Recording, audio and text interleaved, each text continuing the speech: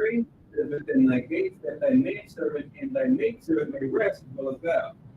And remember that thou wast a servant in the land of Egypt, and that the Lord thy God brought thee out thence through a mighty hand and by a stretched out arm. Therefore the Lord thy God commanded thee to keep the Sabbath day. Honor thy father and thy mother as the Lord thy God hath commanded thee, that thy days may be prolonged, and that it may go well with thee in the land which the Lord thy God giveth thee.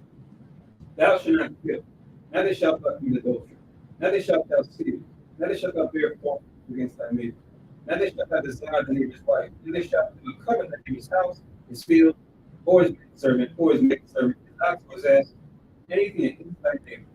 Amen. Amen. Shabbat. Be seated. Salakia to those that's on the live stream. Stream was muted, so you probably didn't get the first half of the prayers. Salakia.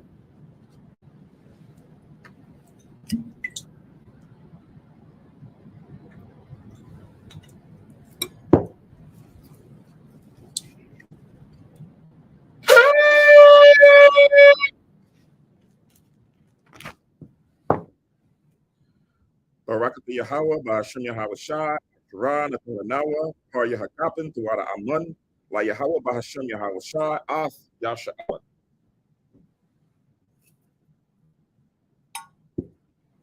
English translation. Blessed are you, Yahweh, in the name of Yahweh Shai, that gives to us the fruit of the vine. Thank you, so be it. To Yahweh, in the name of Yahweh Shai, with Israel.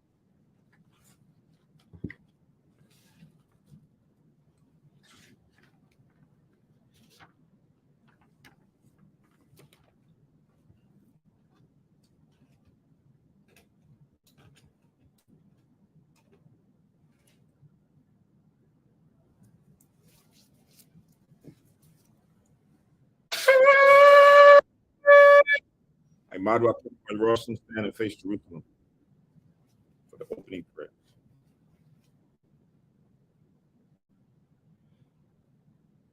Barakatha Yahweh, Hagadol, Rakawom, Abiyah, Wanara'ah, Aliyawum, Malak, Sho, Shemayim, Waratha, Wako, Dabarim, Kayayim, Wagam, Hamashiach, Mayahawa, Arawamnawa, Ahabnawa, Hapalah, Yahweh Yahweh Shai, Zakarnawa, Yahweh, Aratazawan, Aimka, Yasha'ala, Izarnawa, Bana, Wasa, Yasha'ala, O, Nanawa, Yum Yum, Aitha, Kayawanyam, Makodam, Baba Kusha, Shalak, Mayaka'ala, Wahatazawadat, Alahayim, La, Magunnawa, Rapanawa, Rashamar, Alnawa, Baikur, Shalak,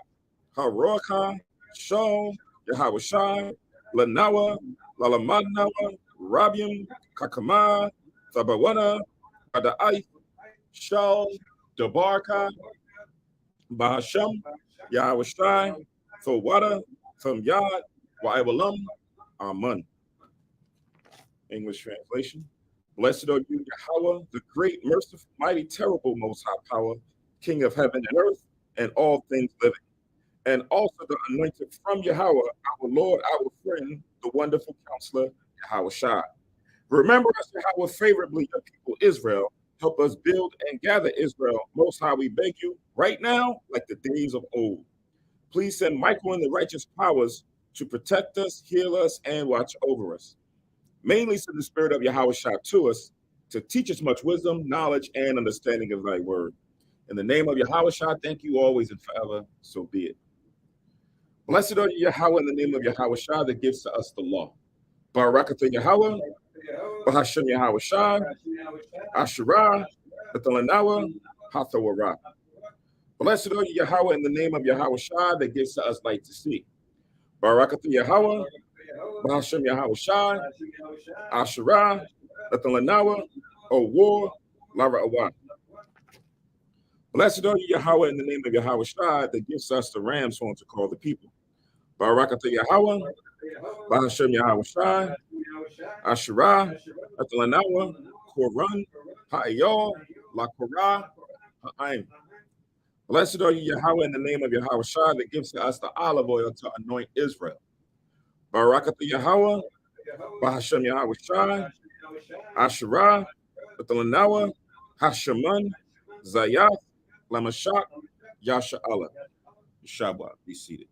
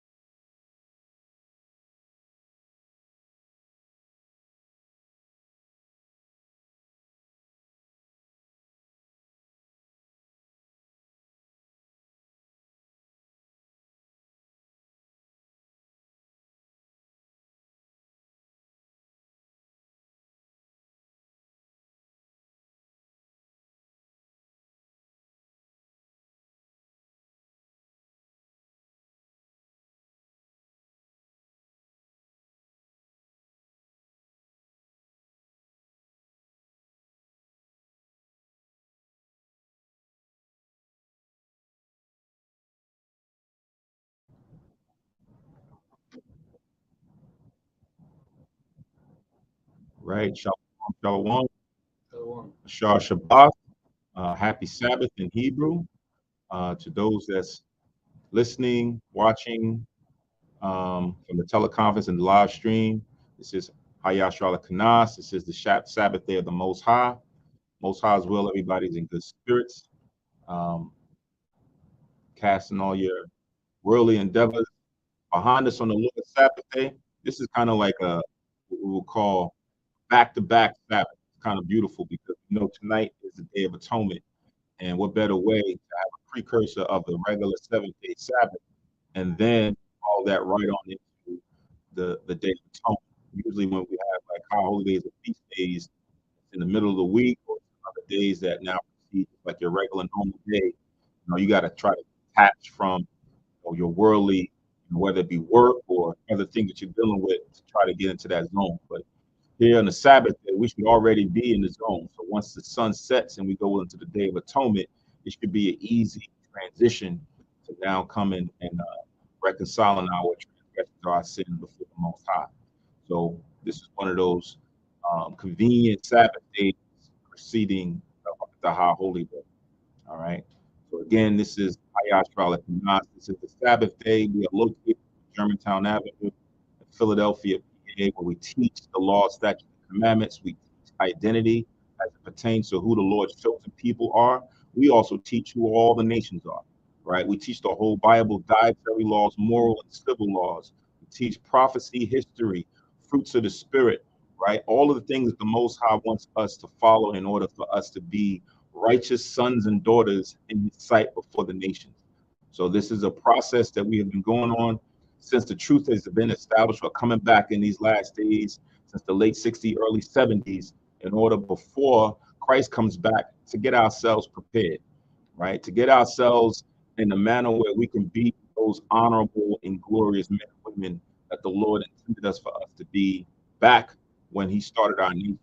Remembering that our nation's name is Israel, which means a prince of the power, a prince of the Most High God. So we have to try to act accordingly. And the way in which we do that, following Yahushua or Jesus Christ's footsteps, as it says in 1 Peter 2:21, he's our example. So the path that he blazed, or the trail that he blazed, the teachings that he left, and the examples that he has provided for us as testimonies throughout the scriptures is what we now read as food for thought, and then try to apply that in our daily course of action that we walk day through day throughout society. All right. So I see we have a few people that's online. Give me 1 second. Shalom to Rata Zion. Shalom to Wablob and your wife Emma. Shalom, Elder Zaquan. Shalom, Sister Andrea Watson. Shalom, Sister Ahawab. Shalom to Listen with Your Mind. Shalom, a warrior. Shalom to everybody else that's watching or listening on the live stream and the teleconference on this Sabbath day. We're going to be reading in 1 Kings, the 5th chapter and the 6th chapter. It's not a lot of scriptures in these chapters, but it is a good precursor to understanding about the temple of Solomon built. I think as we get a little bit further on, there's one of those conspiracies that pertain to the building of Solomon's temple with a man by the name of Hiram Abiff, right? And they try to allude that Hiram Abiff was a critical major piece to the building of Solomon's temple. And if you know much about the Masonic order, Hiram Abiff was one of those forerunners or people that they look up to for the Masonic order, right? But we know when you go into the Masonic order, it's just like a lot of the other pagan rituals. There's a lot of secrecy involved with the Masonic order, right? And you'll see their images. I think there's a Masonic lodge right up here on Broad Street, and you see what the compass thing that they have on their hats, and they'll try to align that philosophy and those rituals to the Bible, but that's not true, because you know that the Most High's word is exposed. Christ said you can't hide your candle under a bushel. This light has to be shown to everyone, so there should be no secret handshakes or secret things that can't be understood by all. That's not how the Most High operates. But through scripture, as we get into, I think it's going to be a few weeks later, you'll see that what they claim is not accurate according to the Bible. Me and the brother Kahan was mentioning about some of the other misinterpretations about Christ and prophecies, his birth, 3 kings, a lot of these things that Christianity pushes, which they get from other doctrines, not according to the Bible. All right. So a lot of times it's very beneficial for us to go through bit by bit through these verses in these chapters to pull out and try to draw out as much facts and much information from the scriptures and not dwell on hearsay or what other books may claim. We want to try to just get it from the horse's mouth, which is the Most High, in this case, to bring forth this truth. All right. So I'm Kahan Samak. I'm privileged to be going over the Sabbath service with you today.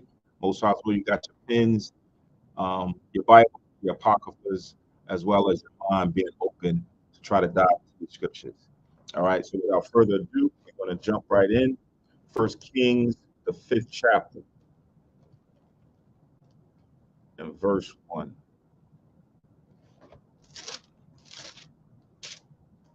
Again, Salaki for the opening prayers. It was on mute. I noticed it a little too late.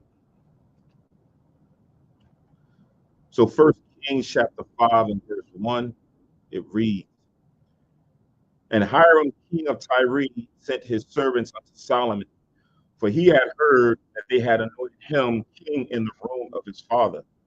For Hiram was ever a lover of David," right? So Hiram being what you would know to be the indigenous, one of the people from the indigenous so-called Africans, right? Because today in modern day times, we call them Africans because the land or that landmass, that continent has been renamed to being Africa, coming from an Italian general during the Second Punic War, Leo Scipio Africanus, right? He fought a war in northern Carthage and won. And then over time, that name or his name would be associated to that continent, right?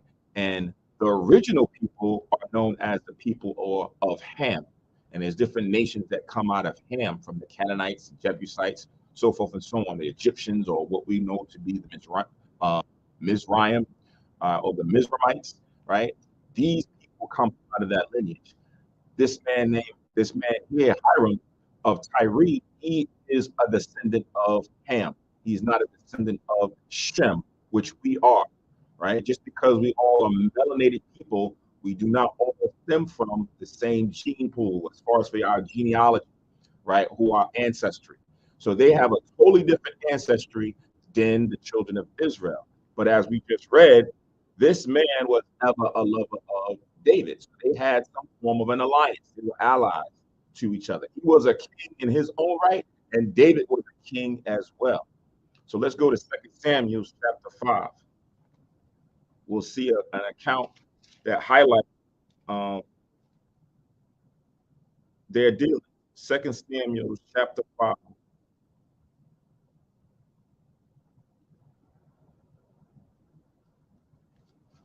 And verse 11.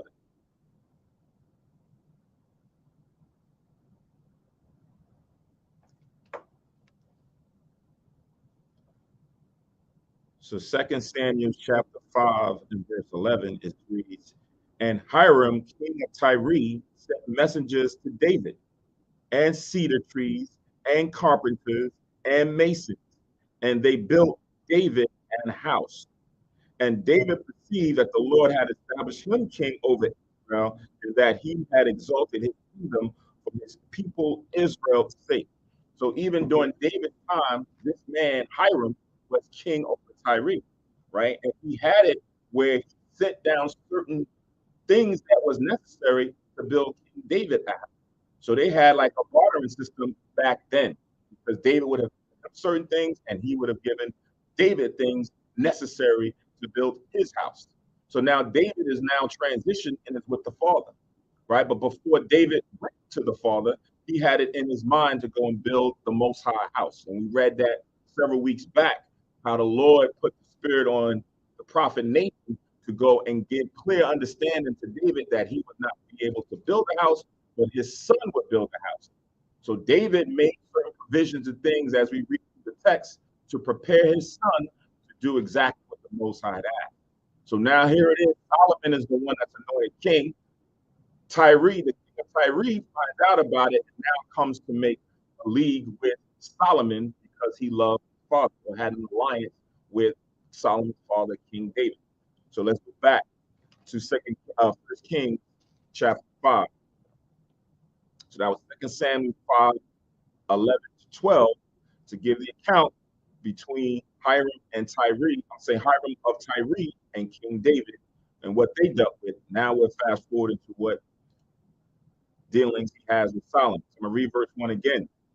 And Hiram, king of Tyre, sent servants unto Solomon, for he had heard that they had anointed him king in the room of his father, for Hiram was ever a lover of David. And Solomon sent to Hiram, saying, thou knowest how that David, my father, could not build an house unto the name of the Lord his God, for the wars which were about him on every side unto the Lord put them under the soles of his feet. So the reason why David, it was in his mind to go and build a temple for the Lord. Because when we read the story, we just saw that Tyre, the king of Tyre, giving David different things to build this house. And after David's house was built, David said, well, how can I have a house and the Most High not have a place to dwell in? So now the Lord says you can't do that because you've got wars on every side. Now, what does that mean? Just because David had wars on every side, that he was not going to be able to take the time to build a temple to the Lord. Let's go to the book of Numbers. Let's go to Numbers, 31st chapter.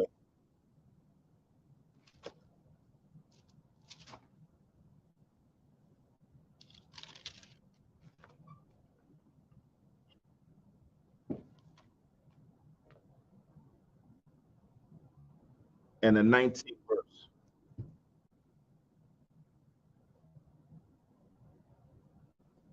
Numbers 31 and 19.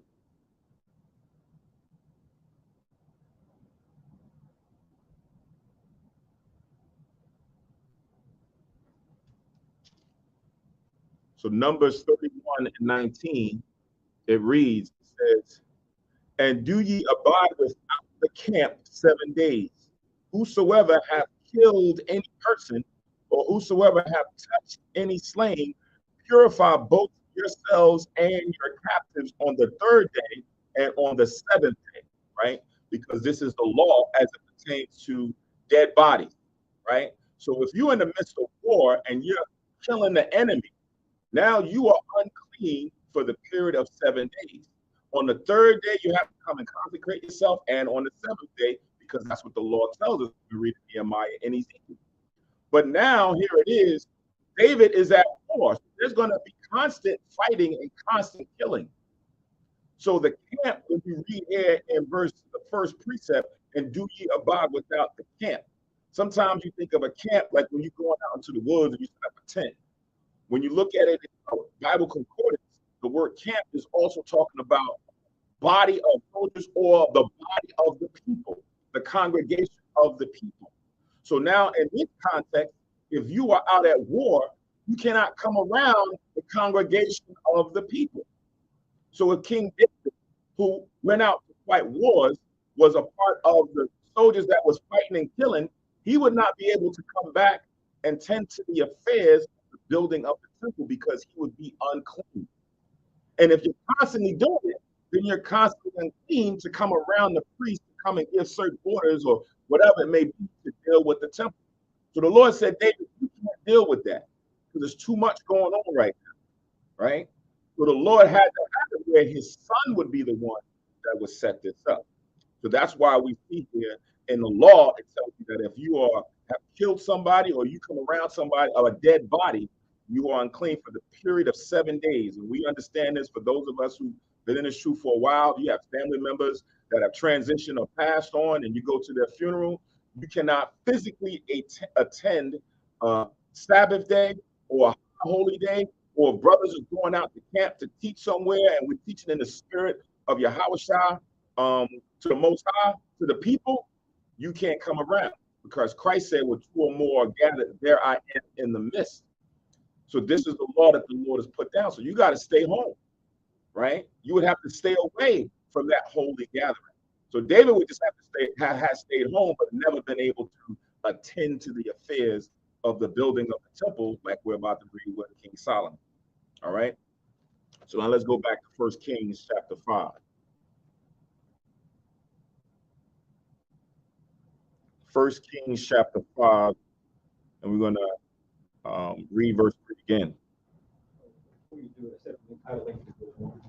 Okay. So this is the precept of verse 1. Come. Ecclesiastes chapter 30, verses 3 to 6. It's showing the relationship that Hiram had with and now with Solomon. Ecclesiastes 30 and verse 3 says, "He that his son previously everything, and before his son he shall rejoice of him. Though his father died, yet he is as though he were not dead, for he has left one behind him that is like himself." 5. While he lived, his son rejoiced in him, and when he died, he was sorrowful. 6. He left behind an avenger against his enemies, and one that shall requite kindness to his friends.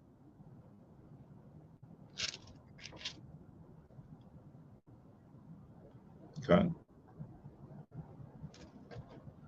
So that again with Ecclesiastes chapter 30, verses 3 to 6. Now we're back at 1 Kings 5 and verse 3.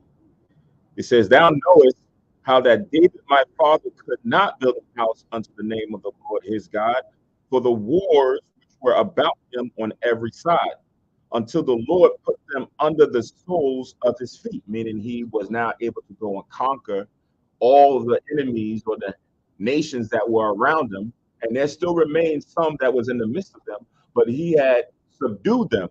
And now we were in a peaceful place. That happened during the time of the transition leading into Solomon. Verse 4, "But now the Lord my God hath given me rest on every side, so that there is neither adversary nor evil occurring." Right? So there was no one trying to rise up to say that they needed to go fight against Israel, take their land, rob the people, or do whatever. That did not happen during King Solomon's reign. Right? His name even means peaceable one. Right?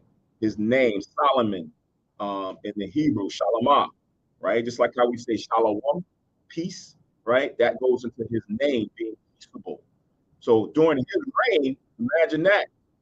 No one today can, as a king or a president or whatever, can say to themselves that they've had a reign where they had no occurrences of evil, any atrocities happen, whether it be financial or whether it be people trying to fight up a war or famine. But none of that happened during King Solomon's reign. It was a perfect time that we had, one of the few during the times of Israel. So that was like a precursor to what we would be looking like in the kingdom of the Most High, right? Now, we know that it was short-lived because Solomon didn't live forever, but in our kingdom under Christ, it's going to go on forever. And everybody is going to have that wisdom and understanding, those of us who make it out, to make sure that we kind of fit that same mold of what wisdom King Solomon had. We're all going to have that level of wisdom in the kingdom, right? So now I'll read again. But now the Lord my God have given me rest on every side, so that there is neither adversary nor evil occurrence. I'm gonna read this in First Chronicles. It highlights the same thing. When you look at Kings and Chronicles, it's just the records of some of the things that we read throughout Samuel's and other books.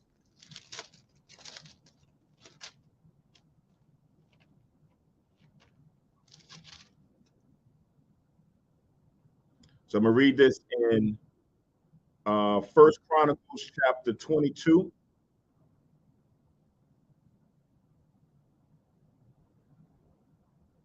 And verse 7.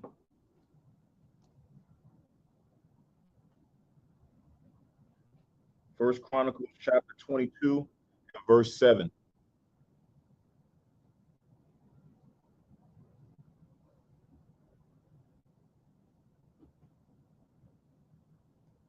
And it reads, it says, and David said to Solomon, my son, as for me, it was in my mind to build an house unto the name of the Lord my God. But the word of the Lord came to me, saying, thou hast shed blood abundantly and hast made great wars. Thou shalt now build an house unto my name, because thou hast shed much blood upon the earth in my sight. Behold, a son shall be born to thee, who shall be a man of rest, and I will give him rest from all his enemies round about. For his name shall be Solomon, and I will give peace and quietness unto Israel in his days. So David was told what his son's name was going to be, just like you read in the New Testament with Yahushua, right? The Most High or the angel told Joseph what his son's name was going to be, right? Same thing happened with John the Baptist. So these accounts now come to letting us know that it was already known. David already knew who was supposed to be king. He already knew what his name was going to be and what things he was going to do once he came to the throne. And David, as you read later on throughout certain chapters, he went and made provisions with Hiram and other individuals to now allow Solomon to go and build this temple. He wouldn't need to start from a blank slate. David would begin to prepare things before he transitioned onward, because the Most High had already given him instruction. All right. So now let's go back to 1 Kings chapter 5. And we at verse 5 now.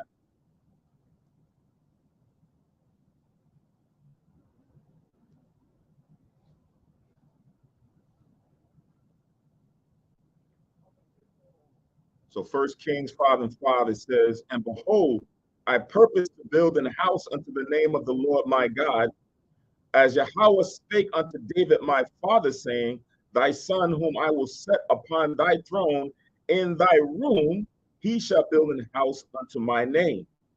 Now therefore command thou that they hew me cedar trees out of Lebanon, and my servants shall be with thy servants, and unto thee will I give hire for thy servants according to all that thou shalt appoint. For thou knowest that there is not among us any that can skill to hew timber like unto the Sidonians, right? So now they made a league to now be able to share servants. Not only just share them, but Solomon says, I'm going to hire those that come from Tyre and Sidon, right? Anyone that you send me, I'm going to hire them or give them pay, right? And we understand that we're not a people as skilled as you guys are. when it comes to dealing with trees, right? That's a skill in itself. Some people take that up as a profession or go to college and to learn trees and, you know, to understand what tree is purposeful for this and what time to cut them and how to replant them, how long it's going to take. All these things takes a skill. We read this about, I think, a couple of weeks back in one of the classes as it pertains to how the Lord has given Solomon wisdom pertaining to all of these different types of profession, whether it's astrology, whether it's botany, whether it's dealing with this thing or that. Solomon understood them all. Today, you have one person or a person who deals with one thing and they go and they skill in that. But as a nation of people, we were like shepherds dealing with the flocks as well as dealing with agriculture, right? So that's our forte. Y'all's is dealing with the trees and the land and things like that. So we need to have your skilled individuals come and deal with me so that we can build up this temple. And then I'll give you people that you need as well on that side. And I'll send you certain things. That's what you're about to read. Yeah, can I get a scripture? I'll get it quick. More than one thing at once. This is Genesis.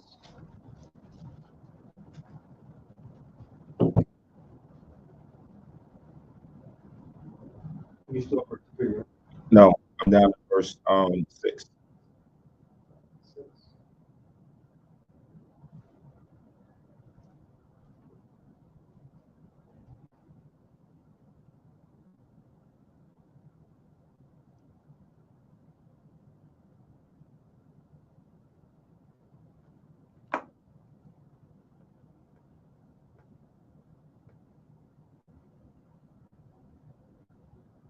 So this is Genesis 46.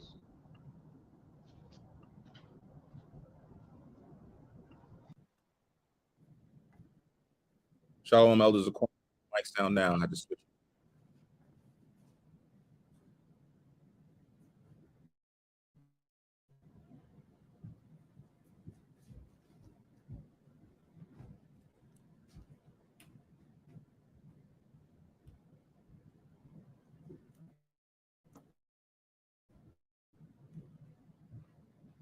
Genesis chapter 46. I'll start from my third one. Oh, yeah, read it this way. Yeah. Okay. Genesis 46 and 3:1. It says, and Joseph said to his brother and to his father's house, I will go up to Pharaoh, and to him, my covering and my father's house, which were of Canaan, are come to me. 32. And the men are shepherds, for their trade has been to feed Pharaoh, and they have brought their flocks and their herds and all that they have. Just that excerpt, full story, but just showing that our trade being, like we said, with shepherding and again with agriculture, and going back further to the patriarchs. Right. And that's why a lot of the parables and storylines in the Old Testament, New Testament, and in the Apocrypha, they kind of work towards that type of occupation, right? Planting seeds or dealing with the flock, right? We're likened to the lost sheep because that was our professions back then, right? Did we do other things? Sure, we had other people who did certain things, but that was not Israel's main claim to fame. So as we're reading this here with King Hiram and the Tyranians, that was their thing, right? The Sidonians, they dealt well with trees. So these cedar trees and other populous trees that was there grew plenty of there, and they were also had a lot of trade. As we're about to read, they were one of the elite traders in that time frame back in ancient during this time when ancient Israel was ruled by King Solomon and David. They built and established themselves up very well, right? And you'll read the parallel between the ancient times and to today's times, right? So this is First Kings going back at it.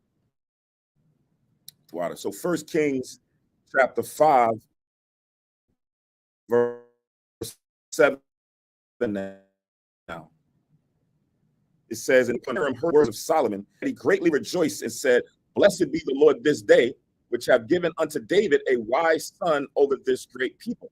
And Hiram sent to Solomon, saying, I have considered the things which thou sentest to me for, and I will do all thy desire concerning timber of cedar and concerning timber of fir, right? So now it's just not cedar trees, it's fir trees as well, because they were good for building houses and building the structures of that nature. And we know Solomon is going to do other things with that. But Hiram, being ever a lover of David, right? He had to say down to Solomon and say, okay, I hear your petition and I'm going to grant you this, right? So it says in verse 9, my servant shall bring them down from Lebanon unto the sea, and I will convey them by sea in floats up to the place that thou shalt appoint me. And I will cause them to be discharged there, and thou shalt receive them, and thou shalt accomplish my desire in giving food for my household, right? So now he said, I'm going to go and provide you all these things, and I'm going to do it along the sea. Wherever you want them to dock at and take those trees off, that's where it's going to be. But at the same time, I need food for my household. So Israel was dealing with agriculture and flocks. So now that's the trade that's going to happen, right? Solomon would give those things, and Hiram would provide Solomon with the trees and things of that nature, right? Now, a little bit of background into Tyre. Go to 2 Samuel chapter 24. 2 Samuel chapter 24.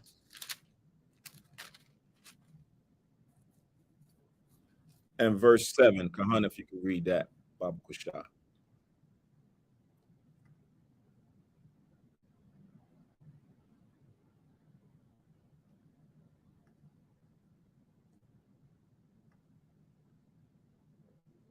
Second Samuel chapter 24 and verse 7.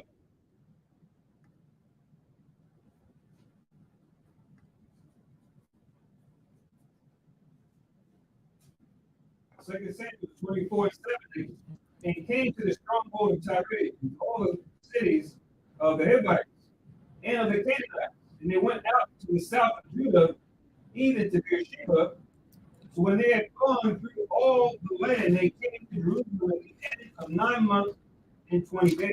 Right. So it talks about the stronghold of Tyre, right? So you're reading the Bible, you're hearing about Tyre and Sidon, which is in the northern portion of where you would see Israel, not today known as modern day Lebanon, right? But now I want to focus on Tyre. So what you see on the screen here, let me make it a little bit bigger. What you see on the screen right now is an aerial view, satellite view of Lebanon today, right? And then you see that extended peninsula to the left in the middle. That wasn't how it always was in ancient times. That got built up over time, right? But the stronghold of the ancient city of Tyre initially started off like this, right? So you see the island over here, or the landmass on the right, and then you see that island in the middle. That was the ancient city of Tyre that they built up, right? Sidon was the main area, but then over time they went to this island and established themselves and built up a wall around the whole portion of the island.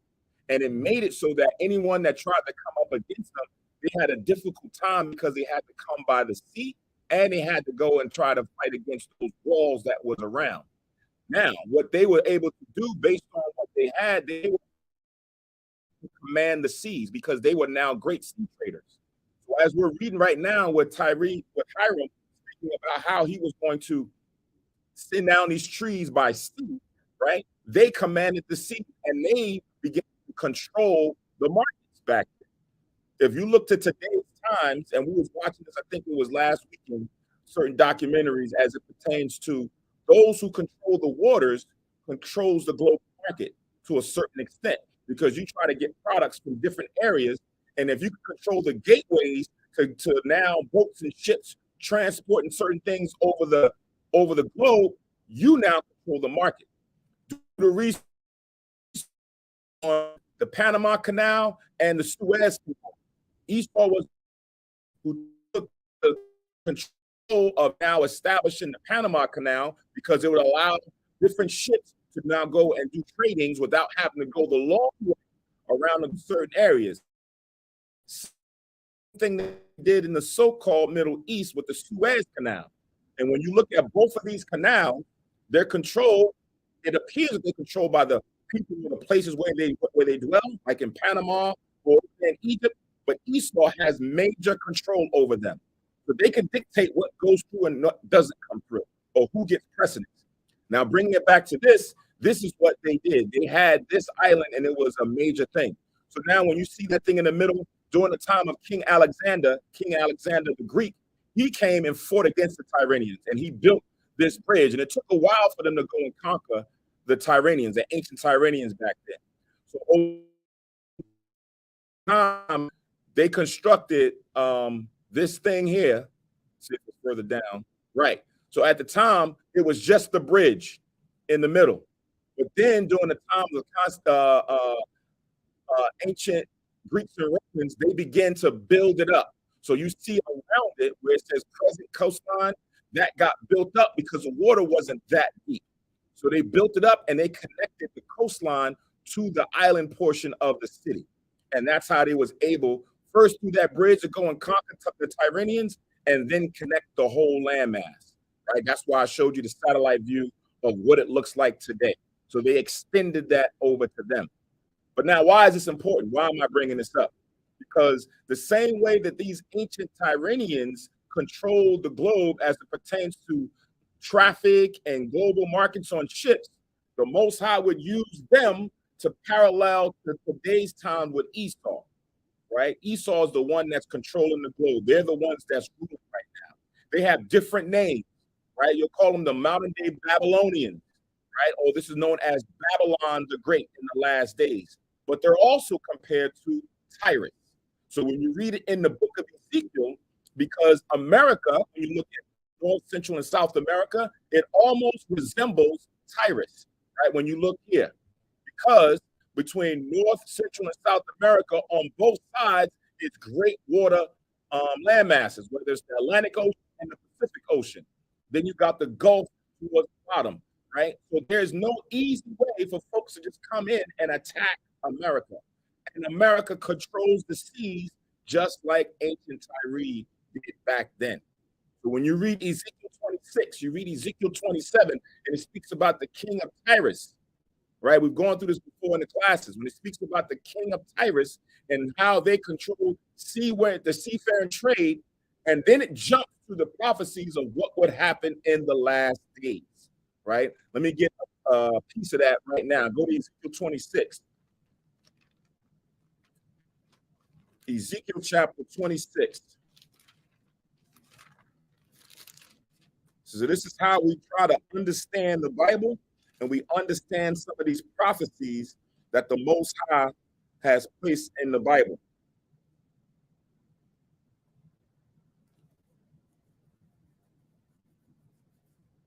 So Ezekiel 26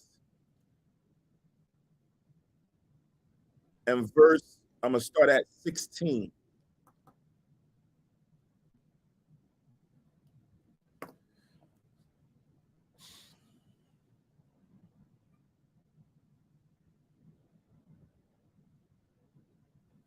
Right, so Ezekiel 26 and 16, it says, when all the princes of the slot, I'm sorry at 15.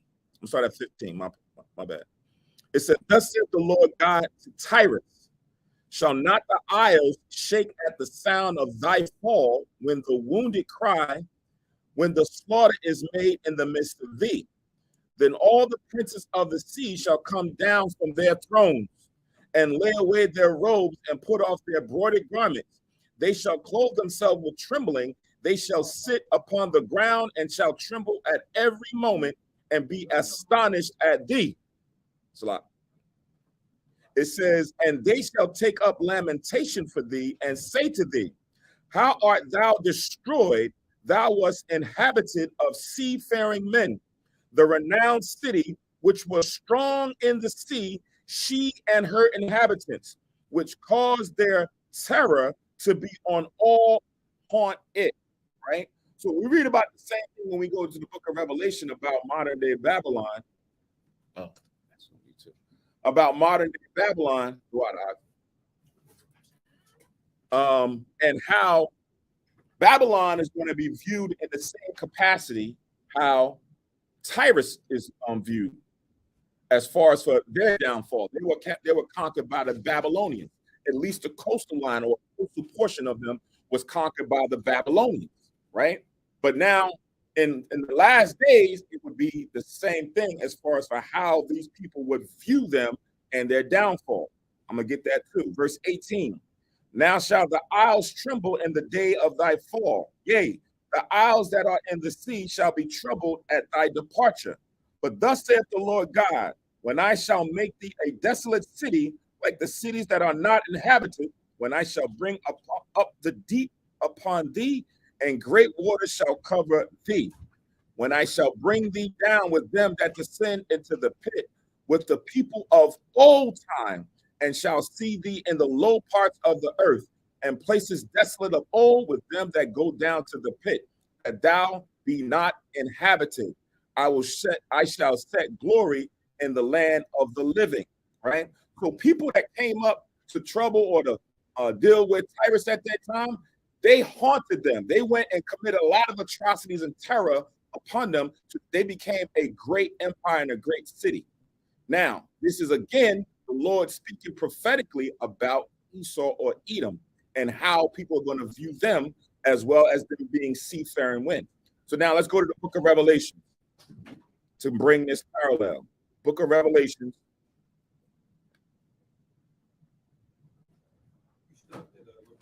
I stopped at 20, verse 20, but 21 is the end. So go to Revelation chapter 18.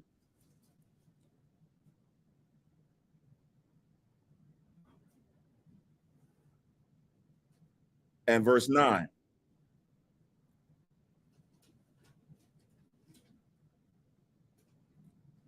So again, to bring context to the storyline, because we're reading about the king of Tyre and how he has all these cedar trees and how he's able to bring them down through the waters, right? But as we read on throughout the books, we understand that they became a stronghold. They were a powerful city at that time to be able to control the global market, right? That is the same thing now how the Lord has likened them to modern day Babylon or modern day Egypt, modern day Tyrus, right? So now go to Revelation chapter 18 and verse 9. It says, and the kings of the earth who have committed fornication and lived deliciously with her shall bewail her and lament for her when they shall see the smoke of her burning. Now, who is the her speaking about here? Speaking about Babylon or Esau, right? Jump back to verse 2. Jump back to verse 2. It says, and he cried mightily with a strong voice, saying, Babylon the great is fallen. So this is the vision of not ancient Babylon, but the Babylon that would be in the future for when the prophets wrote these scriptures, right? So there will be a Babylon in the last days. Babylon or Babel meaning confusion, because there's a lot of confusion going on in this city, in this empire, from languages to religion, right? To practices, to all types of new philosophies and things that's being pushed. It has brought about confusion to the point now a person can be whatever they want. They can say, I'm a dog today. I want to be an alligator, right? Because there's no identity no more. So this is confusion that the Lord has spoken of. And that's why it's referenced as being Babylon. It says, the great is fallen, and has become the habitation of devils, and the hold of every foul spirit, and the cage of every unclean and hateful bird. Unclean because the Most High has laws in the Bible and commandments to determine what is unclean or abominable unto him. In this city, Babylon, it allows all the uncleanness. It promotes the uncleanness. So you can look at all the laws and things that have now been pushed today, whether it be homosexuality or food, whatever. So this city allow cross-dressing, and they allow all of that. Bestiality, laws are being permitted to allow that. These are unclean practices that Babylon is doing. Now, who is Babylon? It tells you in Psalms 137, 7 and 8, that Edom, the nation or people of Edom, are those who are the daughter of Babylon, meaning they are an extension, right, of Babylon. Kahan Nabiyah just read the scripture where it talks about a righteous man leaving behind someone like him, which will be his son. like they say, like father, like son. That's what David did with King Solomon. Now, when you look at it on a higher level, all these ancient countries and empires, now Esau, Edom, has drawn from them and pulled out all their practices. That's why there's an obelisk on the back of the dollar bill. There's pyramids on the dollar bill, because they've drawn from that energy or that spirit to now follow their same customs, right? Drawn from the Romans, drawn from the Greeks, drawn from the Persians, drawn from all these nations to now follow and push their agenda. So this is modern day Babylon. So Edom is the Babylon that's ruling today, right? So now let's jump back down to verse 9 again. I could not leave this Tyre thing alone because there's a lot of prophecies.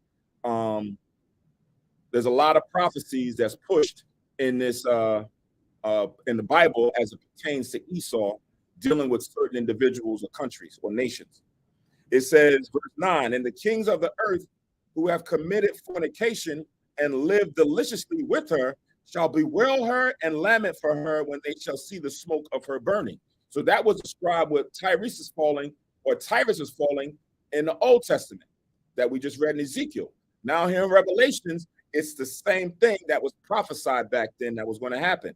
Standing afar off for the fear of her torment, saying, alas, alas, that great city Babylon, like the ancient stronghold Tyre, great city Babylon, that mighty city, for in 1 hour is thy judgment come. Now check it out.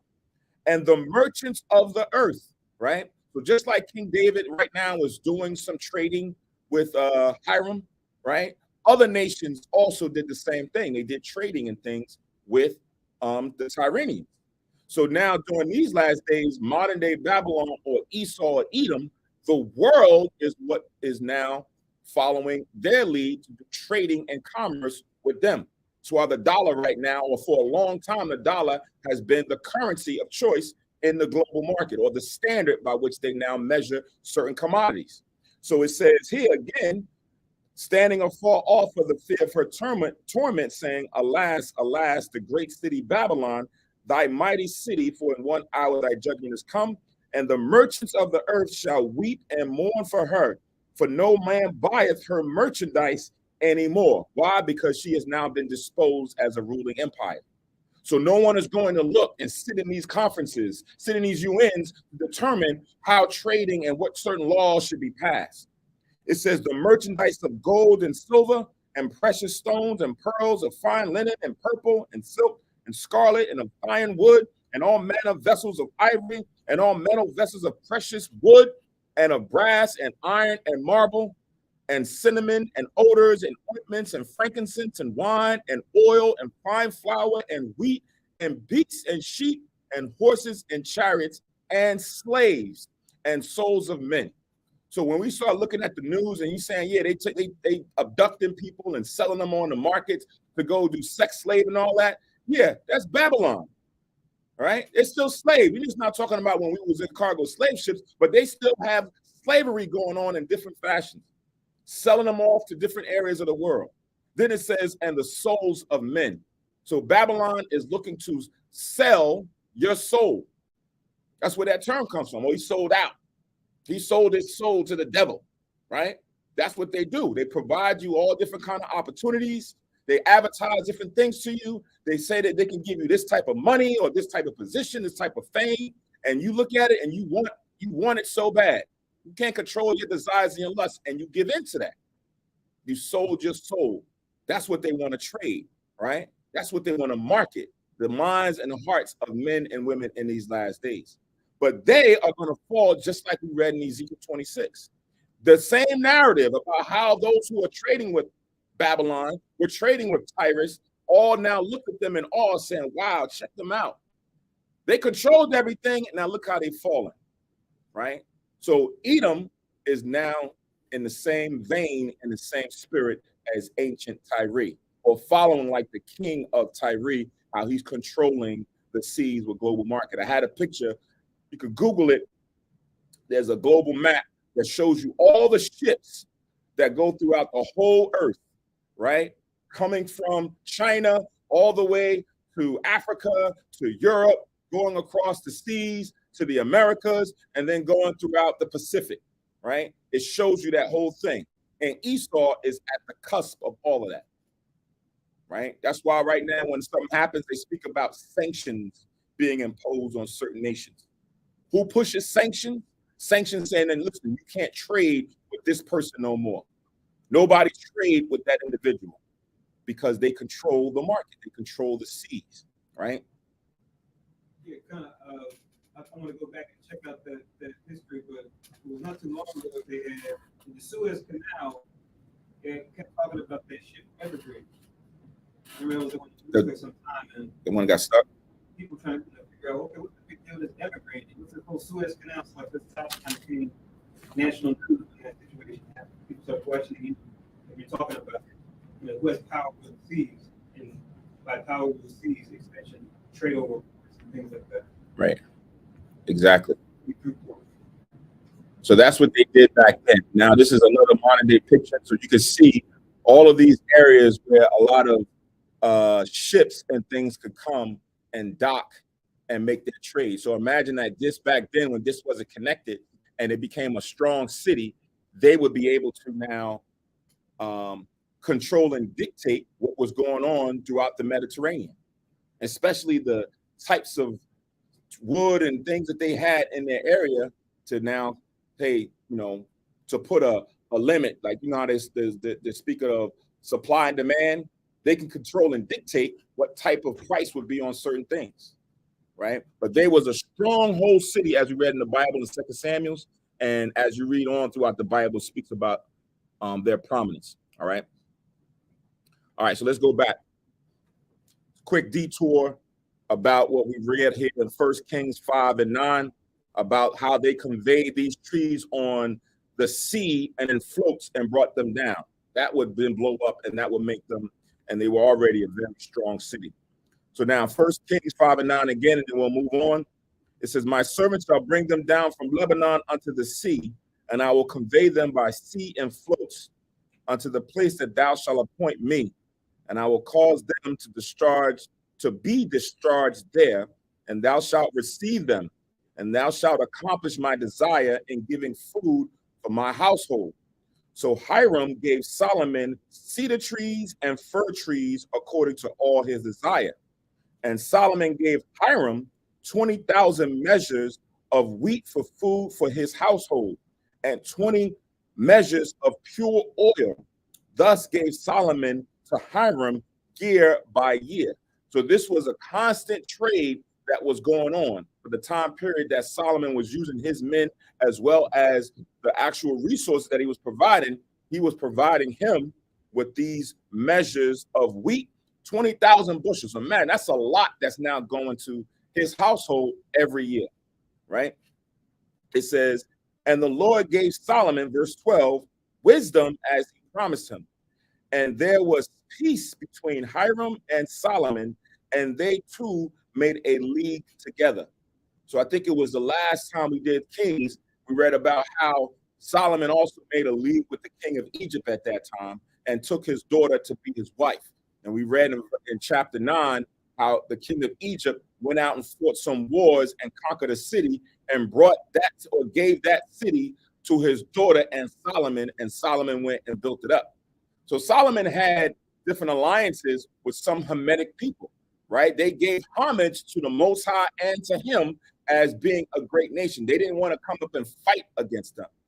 Remember, the Most High had given Israel their lot, right? To say, this is where you dwell. And they didn't want to go out and fight against the Moabites and take their land. And that was not in our spirit. The other nations have that in their spirit, but that was not in our spirit. Whatsoever the Most High commanded that this is what we should take or do, that's what we did back then, right? So these guys had a league and had some type of an alliance and an affinity together. Verse 13, and King Solomon raised a levy out of all Israel, and the levy was 30,000 men, right? So he had to now go and get men that was also going to help in this situation with building the Most High's temple, right? So he had to go and get 30,000 men from the nation that was going to, within the nation that was dwelling there, that was going to come help to the building of this temple, right? Now we remember when you go back into Samuel, I think it's the 8th chapter. Is it 2 Samuel, the 8th chapter, where Samuel went to go and anoint a king, Saul. Right? Israel wanted a king, and they wanted to be like the nations. And Samuel went to go and petition between the Most High on advocating for the nation of Israel. And the Lord was upset because he said he was our king. But we wanted to have a figurehead, like how everybody else has, someone sitting on the throne. And the Lord told Samuel to tell Israel that when you have a king, he's going to take of you certain things. He's going to take your best bakers, your best soul seamstress, your best this, your best land. He's going to take his vineyard because he has to have these things in order to build him up. If you want him to be like them, then he has to have these things. So he would go and take from the nation, right? Take certain part, like eminent domain. It had to happen because that's the type of king that we desire. So in this case here, though, he now put a levy out to go and get 30,000 men for the purpose of building up the temple. It says, and he sent, verse 14, them to Lebanon, 10,000 a month by courses.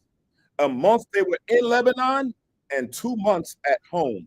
And Adoniram was over the levy. So he was now the one that was put over the people that was going out. A month, this one would go up, work up in Lebanon and bring the food and things of that nature, help with the trees, and then come back and stay home for 2 months. And then the next wave would do that. And that went on for the years of the building. Verse 15. And Solomon had 70,000 that bear burdens and 80,000 hewers in the mountains, right? So he has a lot of people. When they're talking about 70,000, 80 is 60,000, right? 60 and 10,000 or 70,000 people that's now doing this work. Go to 2 Chronicles chapter 2. 2 Chronicles chapter 2.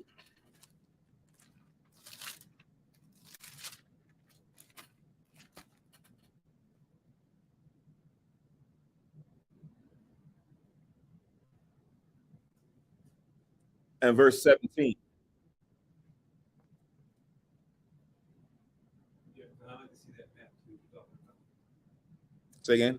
See that map too. We're talking about the ship. Okay. Yeah, I have it. I can bring it up too. 2 Chronicles chapter 2 and 17. It says, Solomon numbered all the strangers that were in the land of Israel after the numbering wherewith David his father had numbered them. And they were found 150,000 and 3,600, right? So these are all the strangers that were still dwelling within our land. It says, and he set 70,000 of them to be bearers of burdens, and 80,000 to be hewers in the mountain, and 3,600 overseers to set the people a work. So that's what we just read, right? He said he took those 70,000 to be burden bearers. Might get the door. But now we see that these ones who was the burden bearers, he went and got the strangers that was dwelling in the land to go and do this work. Nations, right?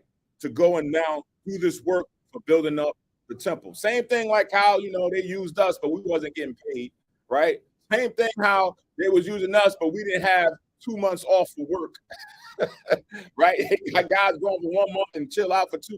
We didn't do that in our time working for Esau, right? He took advantage of us, right? We was doing 12-hour and 14-hour days, probably even longer than that, with little to no rest, and then getting right back at it, right? Every day, right? There was no Sabbath day of rest for us back then, right? So this is what Solomon did with those strangers that was dwelling in his land to go and help out with the work that needed to be done. So let's go back to 1 Kings chapter 5, and we have verse 16 now. It reminds me today when you're like in those meetings of like project management, like program management, where they talk about new project you want to do, develop some product or service or software. Like, okay, how many butts and seats do we need? We need this many time any contract with him. It's like, so you got certain things you know change. Getting something done. Right.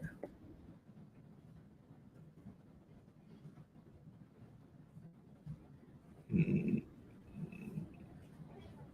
And Second Chronicles 2:15 to 18 verse. That links with 15. What?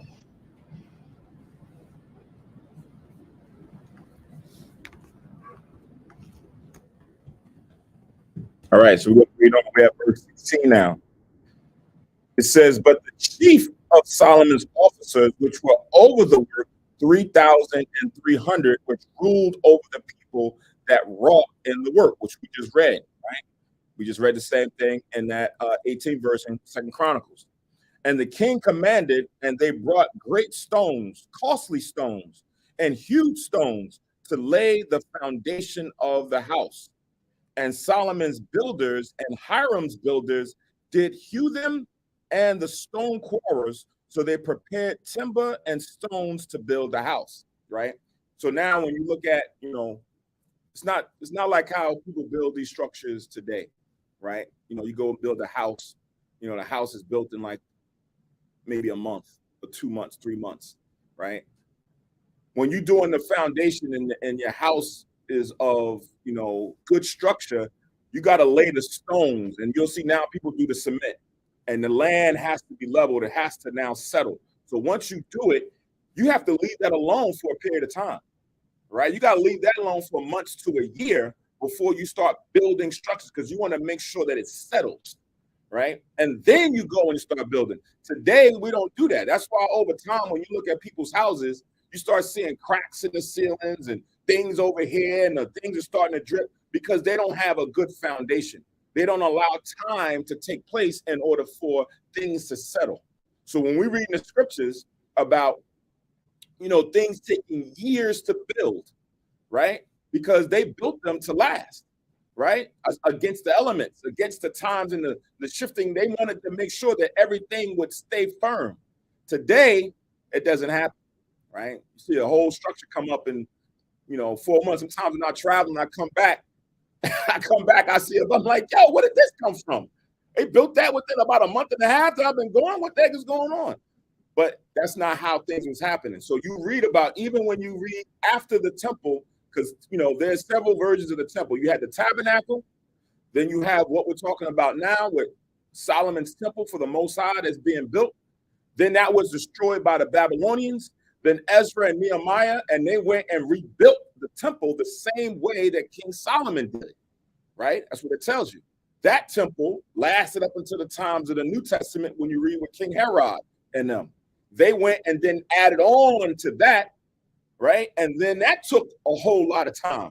I think it said 40 years it took for them to now add on to what Ezra rebuilt from King Solomon's temple being destroyed.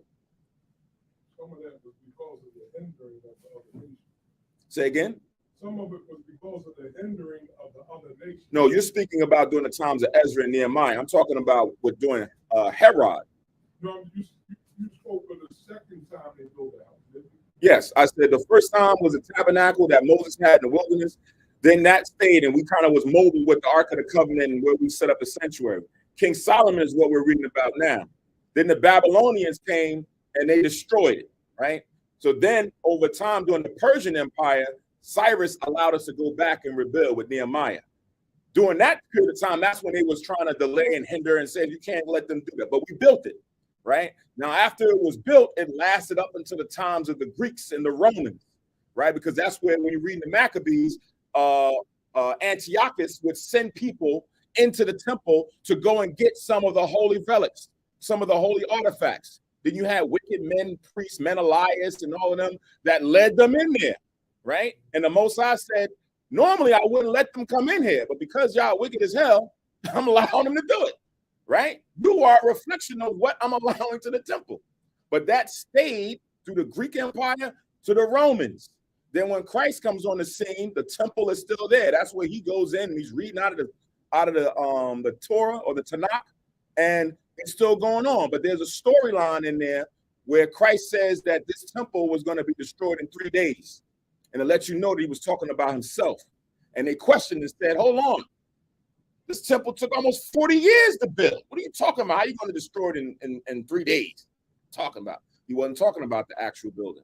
He was talking about himself. But Herod added a grandiose thing to the temple. That's what you see remnants of right now when you go over to Israel, the Wailing Wall. He built all of that and all the other courts and circuits and things outside of the temple that Ezra built. Ezra's temple, that got destroyed. That got demolished, right? But what he did after the Romans in 70 AD and beyond began to destroy, they left portions of the wall, the outer portions of where the temple once stood. That's what we see today. So that was not actual Solomon's temple or Ezra's temple that was built. That's what the Romans built. Because Christ, remember, you know, he said, what you see there, there shall be no stone left upon another. Meaning there should not be a wall left if that was actual the temple that was standing there. Letting you know it's different, right? I'll get you some of those precepts in a few about all these things with the temple. But now, let's read on to 1 Kings chapter 6 and verse 1. Beautiful. I see the sister Andrea says in Jamaica, we leave foundation for 6 months. It's called curing, right? Yes, that's normal practice, right? You let the foundation sit for a while, depending on the size of the thing that you're building, whether it's 6 months or even to a year, that it has to settle. It has to get in its place. And then you can start putting things and stuff on top of it, right? That's how some of these relics lasted for such a long time, right? Nowadays, when you go and you got to excavate the whole thing and build it because it wasn't done right, right? It's not going to last long if you're a person who wants to do it. But sometimes if you're ignorant and you don't know any better, and that's just the way how things is done, you say, yeah, I'm going to buy a plot of land and I'm going to build a house. You bought the house, you bought the land in January. By the end of the summer, you got a house. Your house is done. You're like, dang. So, you know, where was the time that you went and did the foundation and got this and got that? Nah. So we're going to see it was a little bit different with Solomon. So 1 Kings chapter 6 and verse 1, it says, and it came to pass in the 480th year after the children of Israel were come out of the land of Egypt, in the 4th year of Solomon's reign over Israel, in the month Ziph, which is the 2nd month, that he began to build the house of the Lord, right? So it's giving you the time frame from when we came out of Egypt. It says 480 years passed up until then, right? This is during the 4th year of when King Solomon took the throne. In the 2nd month of that year is when now he's about to start getting everything in order to actually start building. The foundation was done. Now he's actually trying to start building the house, right? Go to 1 Chronicles chapter 21.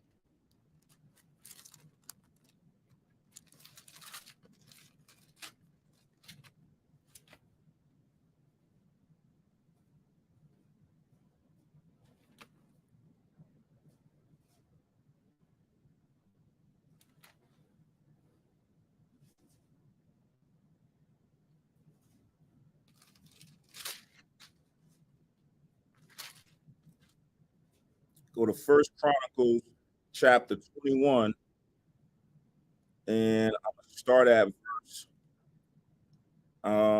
14. 1 Chronicles 21, 14.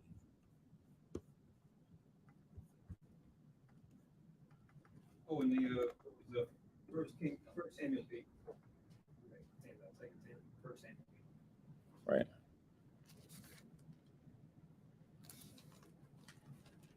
So 1 Chronicles chapter 21 and verse 14. Right. So sometimes I like to give some history to some of these things that we're reading about, because it's good to know the backstory, right? Maybe a bit for trivia or whatever, but it's good to know the backstory about some of these places and people and things that we're reading about, because it's going to add to your edification later on when you read things. So as we read in 1 Chronicles 21, right, this is around the time when David went to number the children of Israel. And the Most High began to plague David because we know that we are as the sand of the sea. We can't be numbered, right? So the Lord began to plague David for what he had done. Now, this is where we're jumping into the storyline. There's a specific reason why I wanted to go here. It says, 1 Chronicles 21:14. So the Lord sent pestilence upon Israel, and there fell of Israel 70,000 men, right? So 70,000 men died through the pestilence based on what David just done, right? Now, someone will say, well, that's messed up. And 70,000 men over one man. Now, we don't know the spirits that's in some of these men, right? The Lord said his ways is higher than our ways. He knows certain spirits and the things that they've done for him to wreak judgment upon those men at that time. But that's not the part. We can't question that aspect of the Lord, but we know that 70,000 men fell due to the pestilence of his decision. Verse 15. And Yahweh, God, sent an angel unto Jerusalem to destroy it. And as he was destroying, the Lord beheld, and he repented him of the evil, and said to the angel that destroyed, it is enough, stay now thine hand. And the angel of the Lord stood by the threshing floor of Ornan the Jebusite. So as the Lord is destroying and plaguing Jerusalem, it repented him. He got in his heart. He said, you know what? All right, stop. Stop right there. Don't do no more. Right? Now you would think that, oh, it's just the fact that the Most High had the angel stop randomly. But the Most High knows all things. The Most High is perfect in all his ways and how he does certain things. And he has the angel stop at this Jebusite's threshing floor, right? It says, named Ornan, verse 16. And David lifted up his eyes and saw the angel of the Lord stand between the earth and the heaven, having drawn sword in his hand, stretched out over Jerusalem. Then David and the elders of Israel, who were clothed in sackcloth, fell upon their faces. So imagine that, right? Most High is plaguing Jerusalem. Plaguing the city, destroying. And then he has the angel stop. So now the angel's in the air, standing there with the sword drawn over a certain piece or parcel of land. And David is able to see the angel. Imagine that. Sometimes we don't, we put certain occurrences to the hurricane or the tornado and certain things, but we don't give it up to the Most High, or that there's a spirit that the Lord has sent in the earth to do certain things of destruction. There was about 20 or 30 years ago, let's say about 20 years ago, I want to date myself, about 20 years ago, there was a video that they had of chariots, of so-called UFOs, right? And it was from a satellite in space, and they was watching the storms that was going over a certain area. And as the satellite is watching the storms, it captured, as the satellite is watching the storms over the earth, it captured the chariots coming from outer space, coming over the horizon. And like 4 or 5 chariots came and descended into the storm, right? And as it went, it would come up and go down into other aspects of the storm. Then it came out and then dispersed back into outer space. So I'm watching this, I'm like, dang. So in my mind, is it just the storm itself, or does the Most High send the chariots down, the angels down, because it's the angels that send the chariots, to now go and plague certain specific areas of places in the land and destroy them and leave other areas? Because you'll see that sometimes. You'll be like, it destroyed a whole town, but that one house didn't get touched, or that strip over there didn't get touched, right? How does that happen, right? The Most High controls everything in the destruction. So here we see that the Lord was sending pestilence, but it's the angel that's there with the sword signifying how he's destroying as he's going across the city. And it just stops on the place of Onan's threshing floor, right? So when David and them see it, they now fall upon their faces, seeing the angel of the Most High God. They're already clothed in sackcloth, because that's what you wear. That's what we wore back then when we're in mourning, or we're trying to now humble ourselves before the Lord. He had that on, and he bowed upon their face. Verse 17. And David said unto God, is it not that I commanded the people to be numbered? Even I it is that have sinned and done evil indeed. But as for these sheep, talking about the rest of the people, what have they done?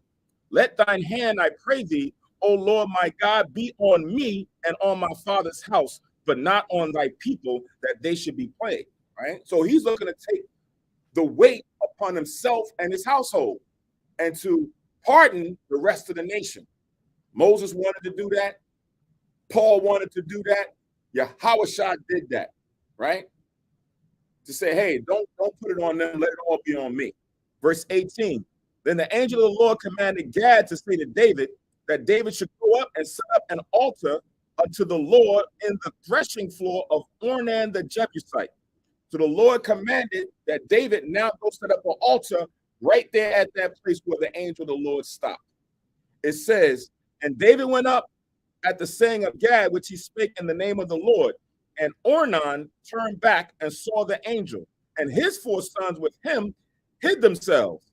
Now Ornan was threshing wheat, right? So he's out there dealing with the land and the agriculture, probably the harvest time from the wheat. And when he sees the angel, they all bounce, which is understandable. You see this angel in the air with the sword right over your whole threshing floor, right? So they got a little afraid and left. And as David came to Ornan, Ornan looked and saw David and went out of the threshing floor and bowed himself to David with his face to the ground. David still was being the king at this point.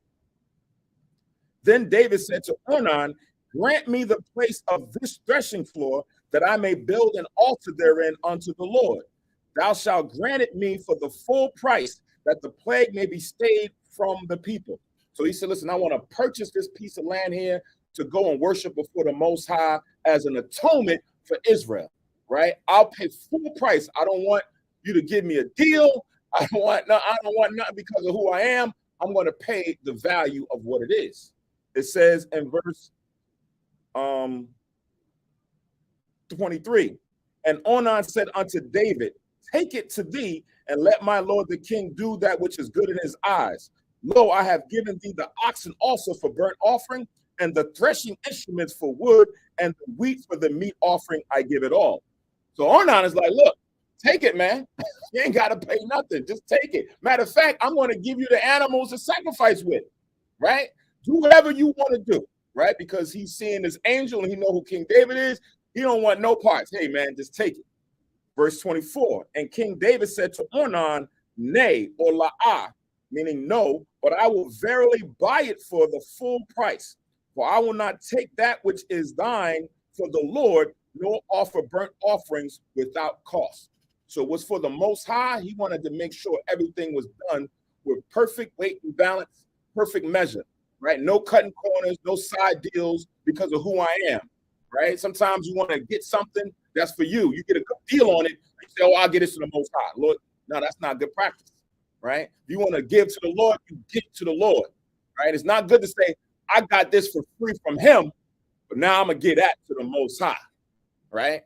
No, the Lord says, if you're going to give to me, go out there and do it at full price. This is a good testimony in the Bible with David to show you the character and how we should move when it pertains to that, right? Some things that I got to learn from that as well as we move forward and giving free will offerings and certain things to the Most High. It says here in verse 25, so David gave to Ornan for the place 600 shekels of gold by weight. And David built there an altar unto the Lord and offered burnt offerings and peace offerings and called upon the Lord. And he answered him from heaven by fire upon the altar of burnt offering. So when he went and did the offering, did the prayer, the Most High from the heavens sent down a fire over the altar to burn it, to show that the Most High had heard his prayer and that the Most High was accepted of his offering.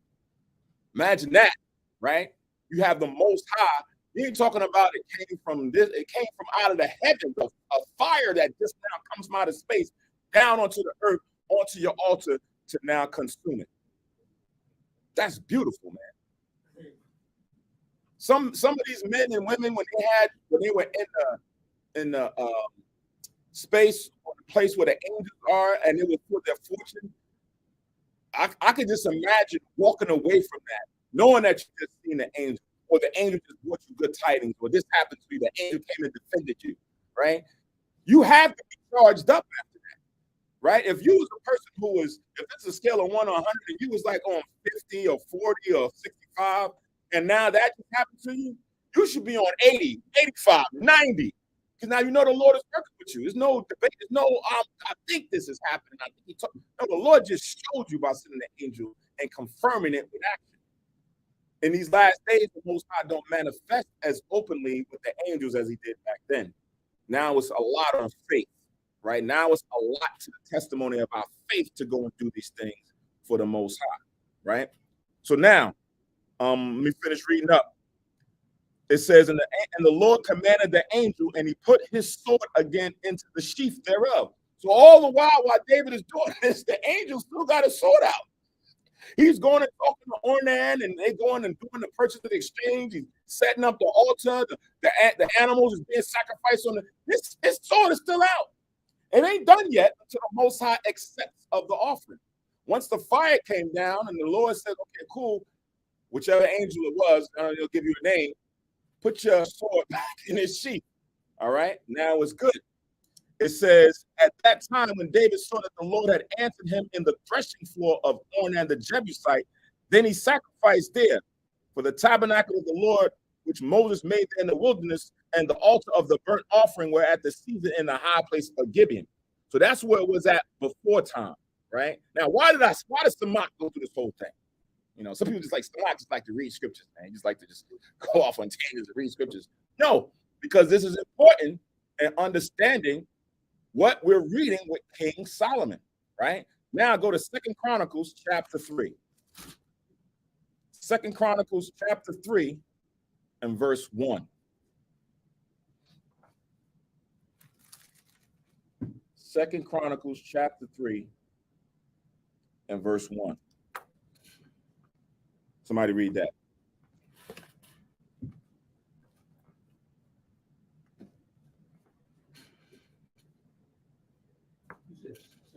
Second Chronicles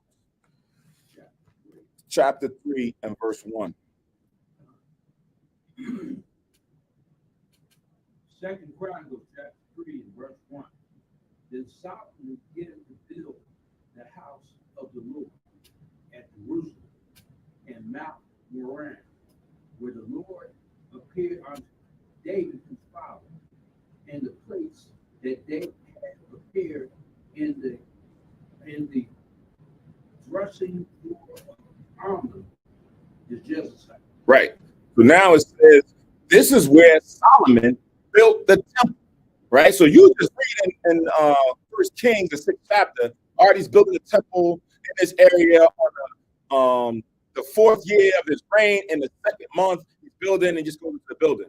But the significance of that place goes back to his father from the plague when the Lord sent the angel down. And the Lord told him that he had to go purchase that piece of land right there from that man named Ornan, and then offer up a sacrifice right there.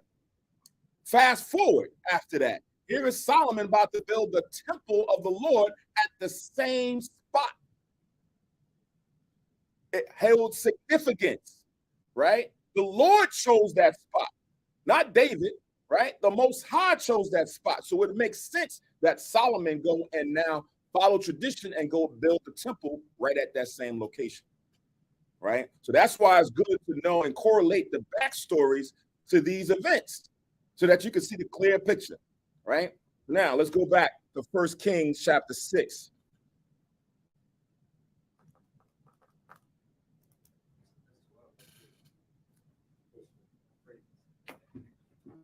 Yeah, to go through that whole storyline. Because it's sometimes, we pay attention to persons, to people, right?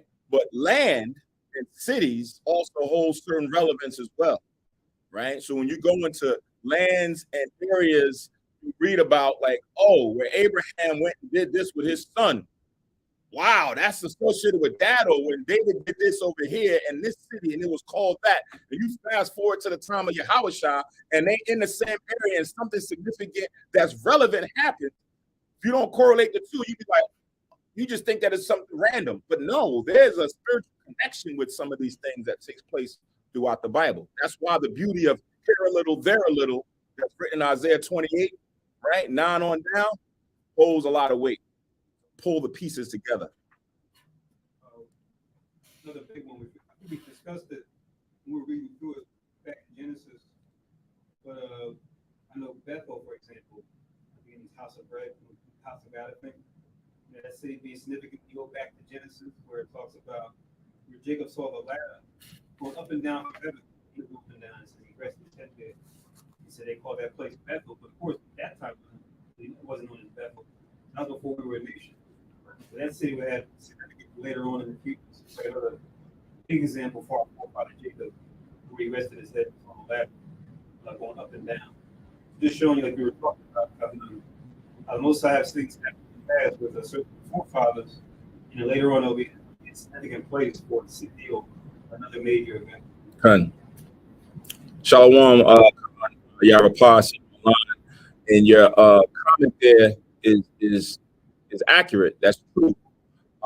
In a general sense, as far as for constructions and having certain projects to go into the urban or underprivileged cities to give them jobs to make money, right?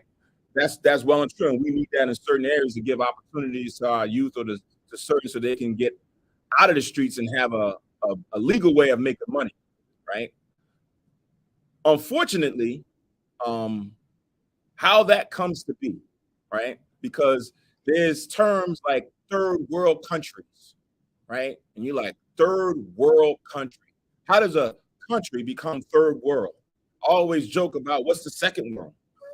They skipped over the second world country, but we read about the third world country. The third world country is those that are underimpoverished, right? They don't have resources or control or access to their own resources, right? You have the bigger nations or conglomerates that come in, take control of the land, right? Make them in debt to them, and then sell them back their own resources, and then have them do cheap labor, right? That's why a lot of the big companies, your Nikes and your Apples and all these other big major corporations, they outsource to all these third world countries, and they get them working for 50 cents for the day or $1 for an hour.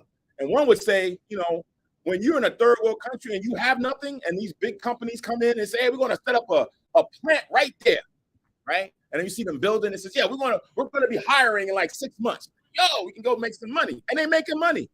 So from their perspective, it's like, yo, we was kind of like not having anything. We was out here robbing and this, that, and the third. But now I can make my $2 a day and go and buy, the food and things that I need, right, based on cost of living. But I can go and make that. But now the company is making 50 times the amount of what they're actually paying the workers.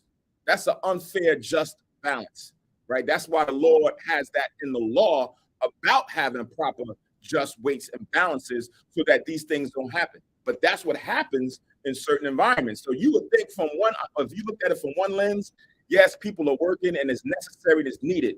It's not to say that you would say, oh, no, don't bring no business in our communities. Let them still sell drugs. No, you would say, okay, yeah, the company open up there, if they can get off the streets and go make a good living, cool. But what they're doing is still wrong, right? The purpose of how that came to be is still wrong. And that's what the Most High is going to judge the nations on that do this, right? There's a documentary that we watched here a couple of years ago called End of Poverty. And in that documentary, it highlights South America and it highlights Africa and the countries that's in South America that have been controlled by Esau or the bigger corporations or Europe, and the same thing in Africa.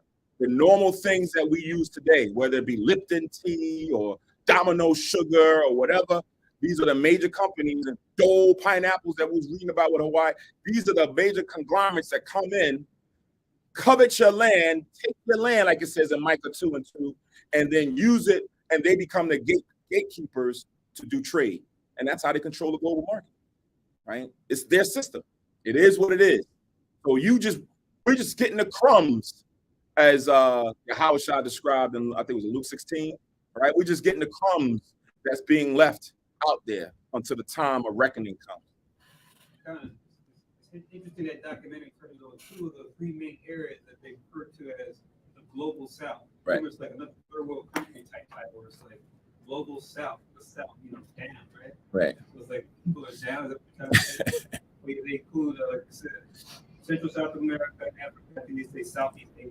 Consider that like global South. Right. All the things you just described. Con. All right, let's finish up.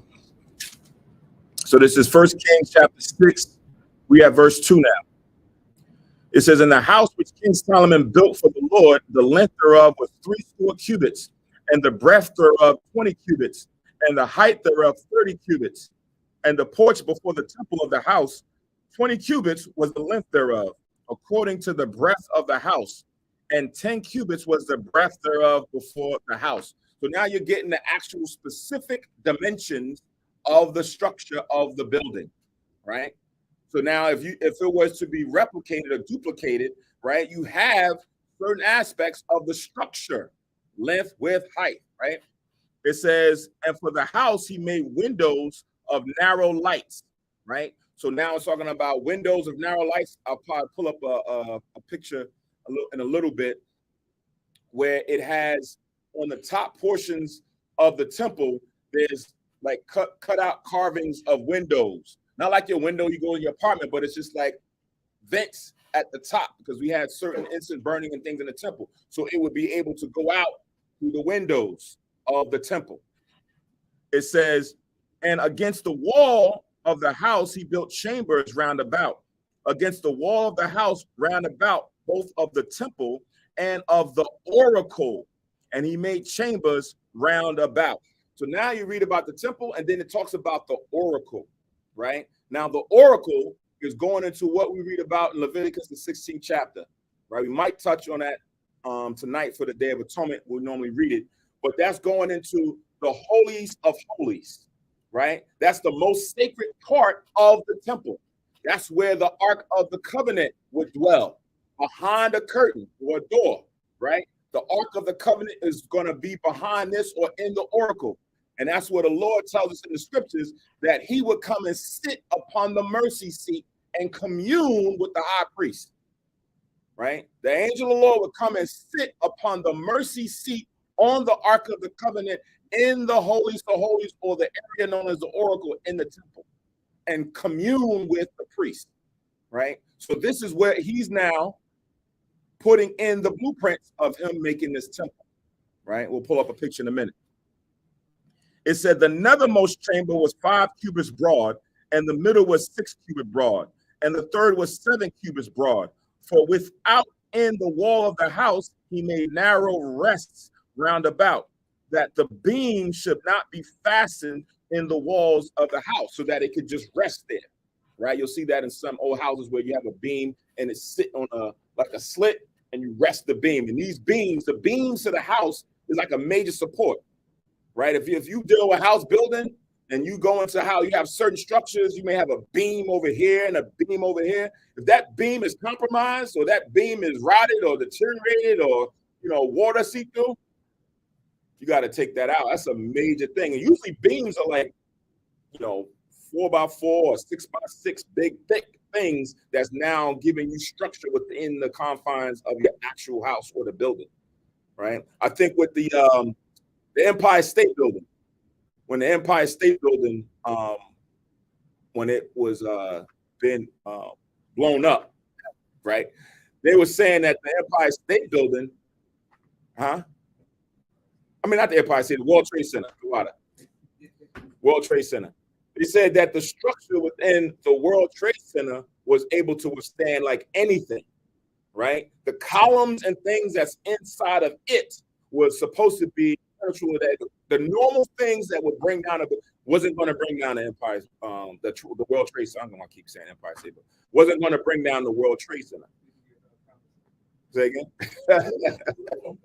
So when the planes came through it and it burned, right? It was burning. It was still able to sustain itself, right? And the second one came through, was still able to sustain itself because the foundation was built steady, right? But then that's why after a while you start seeing boom, boom, boom, boom. What happened to the World Trade Center? Because it had to happen that because the beams and the foundation was that rock steady, right? They built it to that point. So now as we read about Solomon's temple, it would have to have some type of major force to come and destroy it outside of just the natural occurrence, like a regular hurricane or a tornado or something like that. The Most High didn't send like a chariot to really do something. Normal elements wouldn't destroy it. It's interesting because you look at that footage, even when they're watching, in person. If you would get outside the building and look up at it, even people watch it on the TV, right? And, what happened at 9/11. You see the plane actually going into one of them actually going into it at like a halfway point. You see the fire on that level, but you saw the building was still there, still standing out. Right. Like still, until you start seeing the windows go out, people down on the bottom ground zero. Then actually saying firefighters, the EMT, they actually saying we heard boom, boom, boom, boom, boom. Not explosion at the code. This was like minutes after the first place. Right. So like we know, if you did put a thing on that, they actually would stand up in there. Sure. Did the job. But to do the job that we saw, we took a little bit more effort to say God. the flag. Yeah. So 1 Kings 6:7 now. It says, and the house, when it was in building, was built of stone made ready before it was brought thither, so that there was neither hammer nor axe nor any tool of iron heard in the house while it was building. So as we read in the previous chapter, they got hewn stones and costly stones. All of those things, all the work that needed to be done to the stone was already done. By the time when it got to the actual place, Mount Moriah, or the threshing floor where the temple was built, it was already done. You didn't have to now chisel something to go fit in it. It was already done. Everything was perfect. So that's why it says you didn't hear or have any of those tools for the stones that was built or that was used for the foundation of the building of the building.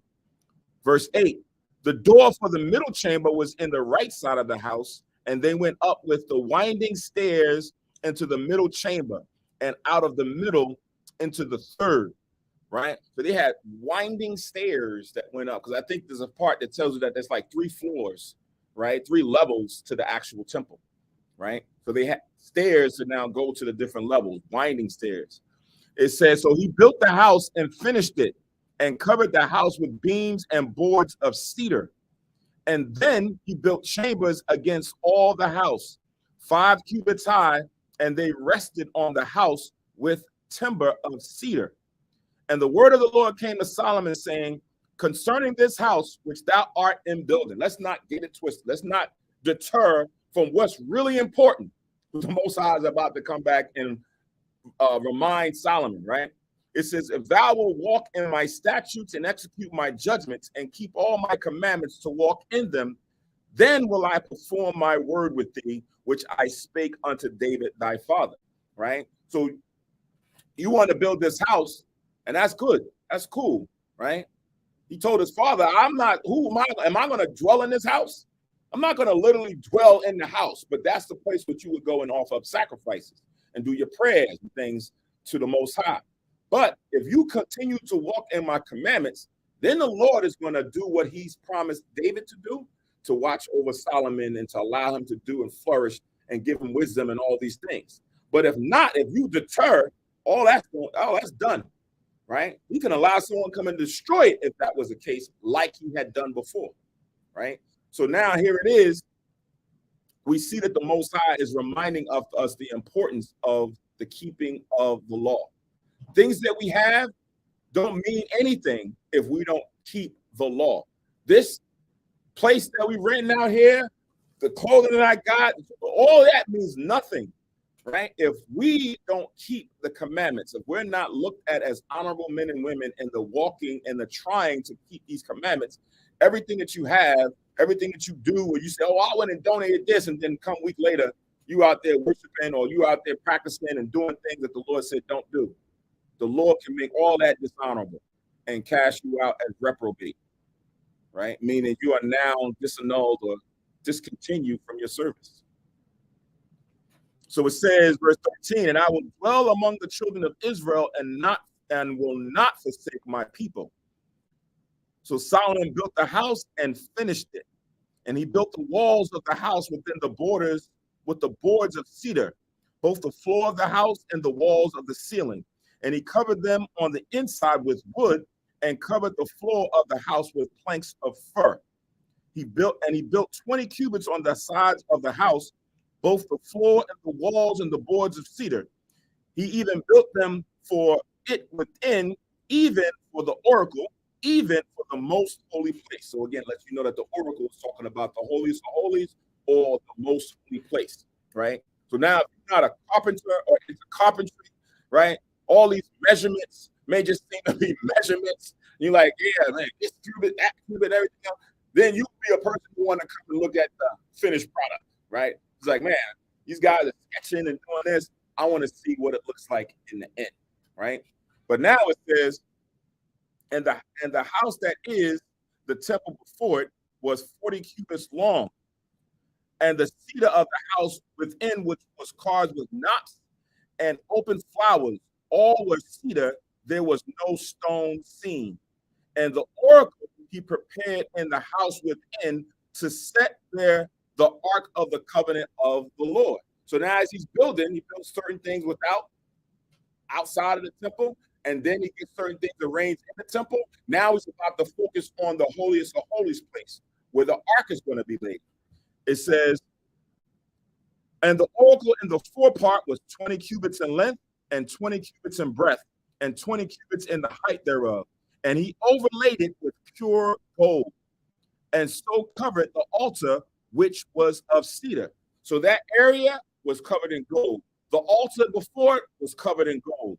So Solomon overlaid the house within with pure gold. So all the things, all these fir trees and cedar things that's now spread throughout the inner portion, all overlaid with gold. Somebody somewhere is now taking gold, melting it down, and they're coming and they're laying these things all over the holy place, all over the circuit of the normal place where the priests dwell, the ark of the altar of incense. All that now is all overlaid in gold, right? So imagine if you walk into a place, a temple, and you just looking at everything you're seeing is gold, gold, gold, gold on the walls, on the floors, on this, on the that, the menorah. Everything is gold, right? That's on a high level. I think in Daniel, I don't know if it's Daniel or Maccabees, where it describes the temple as being like the most holiest place on the earth. I don't know. I know it's either in Daniel or in the Maccabees. And we know it could be. And we know why it's the most holy, because the other nations, they do all kind of abominations. They have all kind of harlotry going on, sacrificing all kind of unclean animals, worshiping to idols and things in their temples. That thing ain't holy. It's all defiled. Right? So what the Lord is allowing these men, from Moses and Aaron to King Solomon and those who are workers with him, to Ezra and Nehemiah and those that was working with him, he was now allowing them to build something that was going to be most sacred and most holy in the whole earth. Nothing like it. Right? And it makes sense. Now that I think about it, it makes sense. The Most High put the spirit in the heathen to destroy it while we was going through slavery and captivity, right? Because who knows what they would have done with it by now, right? You can see how Esau operates and how he goes about the earth and pillages and this. It made sense for the Lord to put the spirit in Titus and Vespasian and them and the Romans during the times of the period of 70 AD to just go and destroy the temple. Granted, they stole relics and artifacts out of it, like the menorah that you see on the Ark of Titus, but we're going to rebuild a new one, right? That won't be defiled with their presence or anything that they're going to bring in. So we at verse 22. And the whole house he overlaid with gold until he had finished all the house. Also the whole altar with which that was by the oracle he overlaid with gold. And within the oracle he made 2 cherubims of olive tree, each 10 cubits high, right? So we know on the Ark of the Covenant, I think it's in Exodus, either 21, it's either Exodus 21 or 25. Exodus chapter 25, verses 10 down to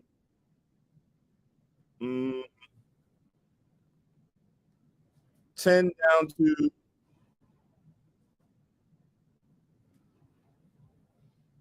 22.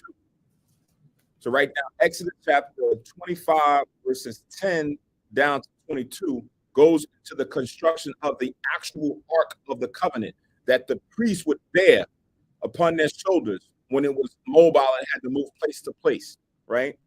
I wanted to get Solomon is making a replica of something that was going to be on the Ark of the Covenant. So I'm going to read verse 19, Exodus 25 and 19. Starts at 10, but I'm jumping down to 19. It says,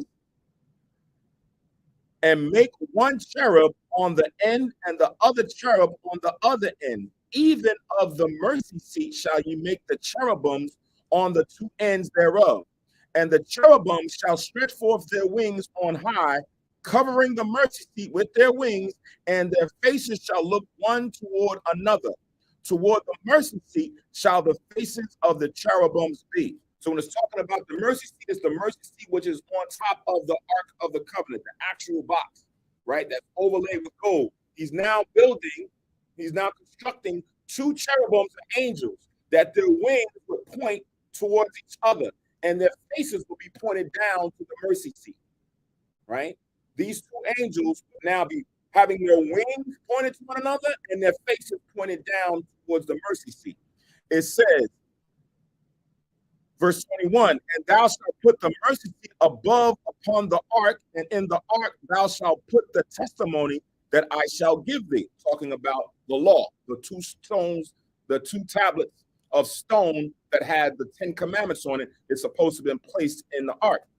And there will I meet with thee, and I will commune with thee from above the mercy seat, from between the two cherubims which are upon the ark of the testimony, of all things which I will give thee in the commandment unto the children of Israel.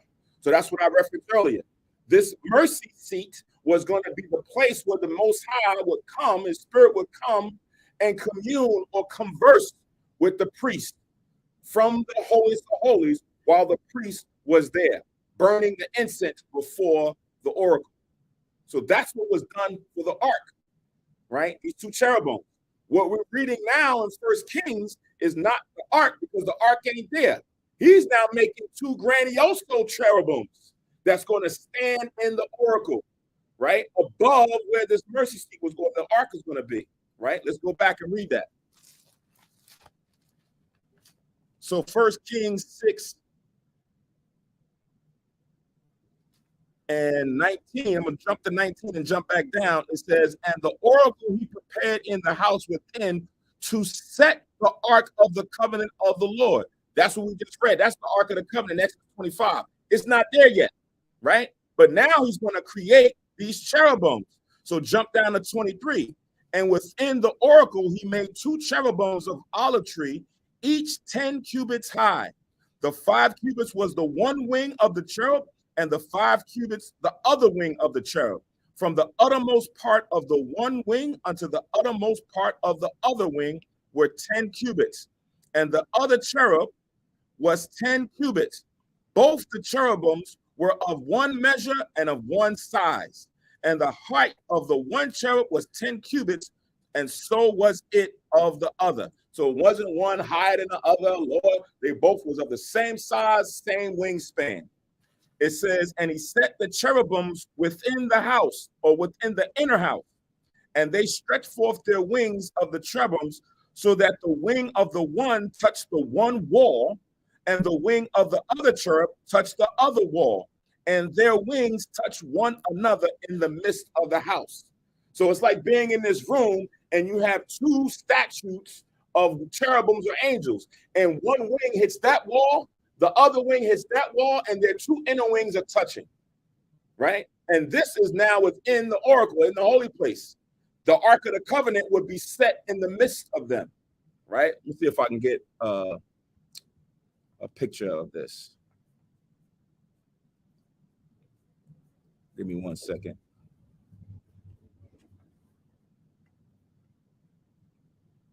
Mm-hmm. Yeah. So let me see.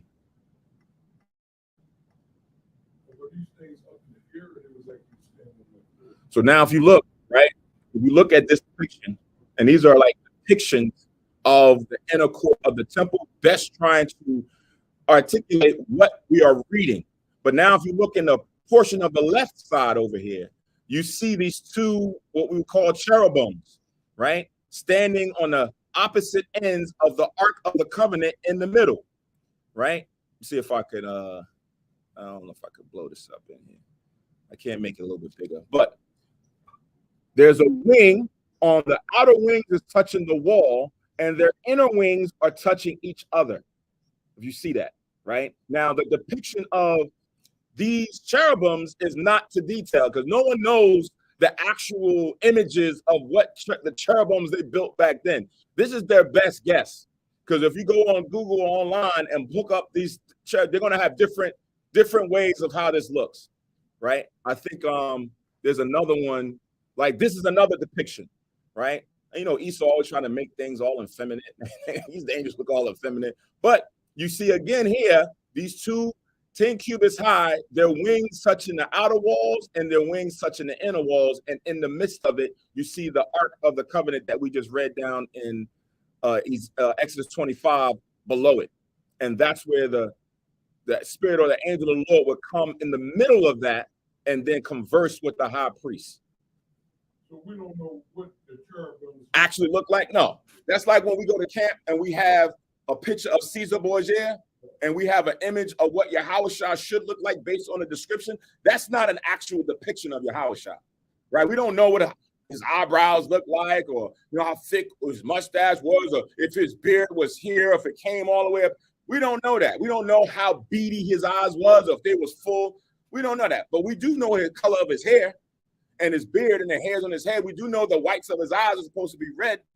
But as far as for if he had a slim face or a broad face, we don't know those things, right? So the same thing with these angels, with these cherubims, we don't know the actual image, the face of how they describe how they did these cherubims. It just says a cherubim, and it could look in different forms. It's based on the imagination of what they did, and they created it back then. Or the bodies. We know that their wings, yeah, we know they had wings and the wings touched the wall. But as far as like how they got, you know, they're looking like Ezekiel, where they got the wings covering their legs. See how in this one they got the wings covering their legs? They ain't talk about the wings covering their legs over here, right? It didn't say that, but they put that there, giving a depiction from Ezekiel. It doesn't mean that Solomon did that in the temple. We know that he had to have wings that touch the walls and touch each other in the middle, and they're going to be overlaid with gold. Yes, exactly. Right, but we don't know. Here's another depiction of the same thing, trying to get after. Actually, this thing was really on the earth, so they do know. This ain't telling us. No, what I mean by that is it was on the earth, and we're getting the description of what he created, but we're not getting the details of, and the eye was like this, or if it had a calf's head, or if it had this. We don't get that. So now when the people was there that went in the temple, which would be the priests, right? They would know. Right, but they now reincarnated, regenerated the spirit. They don't remember that stuff, you know. I think they destroyed it in 70 AD. They know too. The people destroyed it know what it looked like. And I think some of these things that we have not been melted down. It might be some. Yeah, definitely. You would think it's been off the auction by now, but they probably pulled it down because they'll see the auction down. Yeah. So this is another two separate images of two separate things trying to get after the same thing. Now we're going to get into the whole realm of the whole Vatican. We'll talk about, you know, I don't think the Vatican stole over the years. Things that might be preserved, what they still have, you know, what they still have in its Christian condition. One of the most important ones that you probably think of that is probably sitting somewhere is the menorah. Because we know, based on the Ark of Titus, it shows the Romans taking the menorah out of the temple, right? So that might be sitting somewhere, whether it might be in the Vatican or somewhere else behind vault that is just not coming out, and they're doing whatever they're doing to it, making it, you know, and come like some witchcraft type thing and praying to it on the left.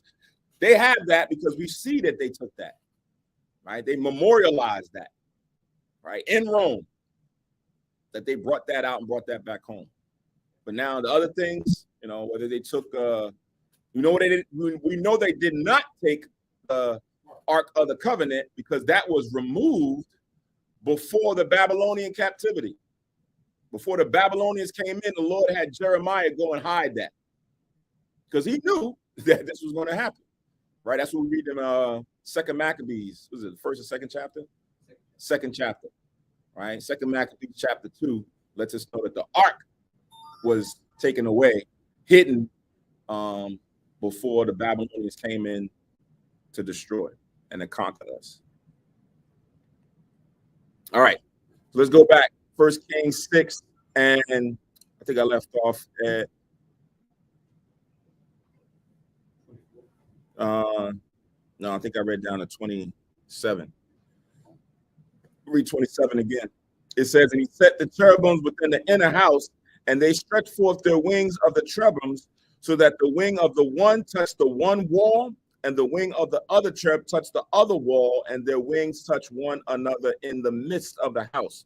And he overlaid the cherubims with gold, and he carved all the walls of the house round about with carved figures of cherubims and palm trees and open flowers within and without.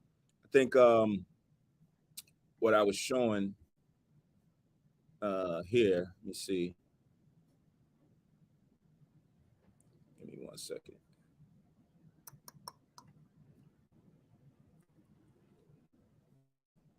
Wrong thing.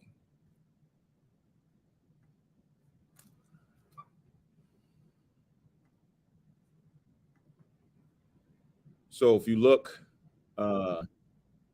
here on the walls, they have a depiction of palm trees and flowers. And then in the midst above where you go into the Holies of Holies, right in the middle, if you look in the top portion of that wall, you see other cherubims that's carved in there. If you look up at the top right, is it not on? Oh, Salah, I don't have it on there. There we go. So now, here again, you look on the walls on the left, you see the palm trees, certain flowers that's built. Below it, you see the menorah or the candlestick. Later on, it's going to tell you that there's five menorahs on each side, right? And then on the tables, it's going to be the showbread, which is depicted here. In the middle, on the top portion, you see the carvings of cherubims above there. And then you see that bright light that's coming down, and that's where the windows are, right? We read about the windows that had to be also within a circuit. So if in the top right-hand portion, you'll see like 2 white boxes, that's just going into those windows that the sun or the light would come down into the temple, right? And then you also had the menorah. I'm glad they got, a 7 candlestick menorah here and not a 9 candlestick menorah. But and then you see the rest of the things that were carved all throughout the circuit of the holy place, and the holiest of holies is behind that door or that curtain, right? So that's what we're reading here. And it says again, and he carved, verse 29, he carved all the walls of the house round about with carved figures of cherubims and palm trees and open flowers within and without. And the floors of the house he overlaid with gold within and without. So where he's standing right now, all of that is gold. All on the walls, all of that is gold. The table, the menorah, all that is gold. Everything was overlaid with gold. So you can imagine the cost of making this temple, right? With just the things that was in it. And that didn't really mean much outside of how precious and holy it is, because now it's just for the Lord, right? The Ark of the Covenant was a description given to Moses by the Most High. Moses didn't make that up to say, this is how I want to make sure that to worship the Lord. The Lord gave him detailed information on how to build it, right? So this is what made it most precious, because it was the Most High's engineering of the things that was in there. It was the Most High's engineering behind that menorah. It was the Most High's engineering to say you're going to have the showbread and things in there. That's what now is making it, not so much the gold and everything else. Sure, those are precious metals, but what went into the engineering came right from the Most High.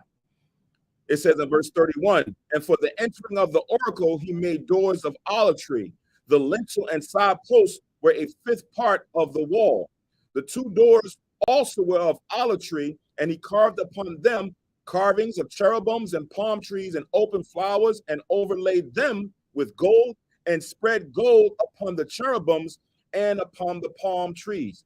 So that's what we see on the sides and on the top, right? This is like a black and white, dark faded color, but all this would be actual gold, right? That's how when you look at this in here, right, trying to get the same thing, all of that is gold on the inside, right? It kind of gives you an open view of what's inside of the Holy of Holies back there on the left, but everything is gold, and then you see the windows at the top.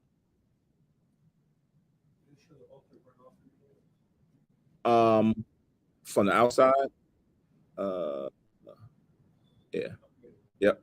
So this is the outside, and there's an altar of burnt offering there on the right, which we didn't get to yet, right? And there's the basin with the oxen down there. All of that's coming a little bit later as we read further on in the chapter. It says, verse 33, so also made he for the door of the temple posts of olive tree a fourth part of the wall, right? So even going into the door that we see here, half of it is going into what he did with the door. It says, and the two doors were of fir tree, 2 leaves of the one door were folding, and 2 leaves of the other door were folding. So that's why when you look at the door, it's bent.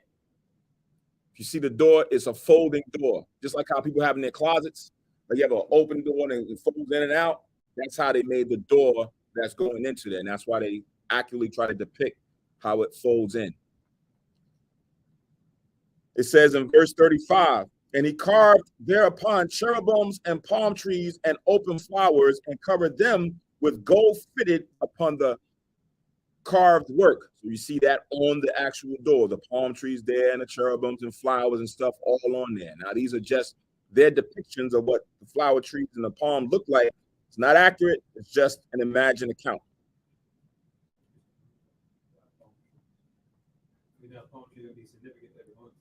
Yes. Right. What is that? What is that? What was that? Forget the city of palm trees. Is that no, in the Bible? He said Miami.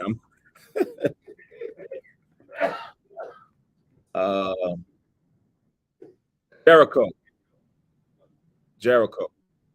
right? Jericho, when you read it in Deuteronomy 33:4 and other scriptures, it's described as the city of palm trees, right? So maybe there's more significance to him having that described or depicted here.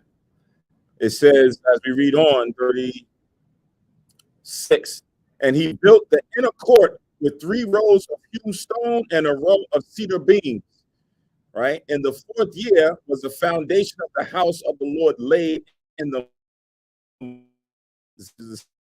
month. And in the 11th year, in the month Bull, which is the 8th month, was the house finished throughout all parts thereof, according to all the fashion of it. So he was 7 years in building it.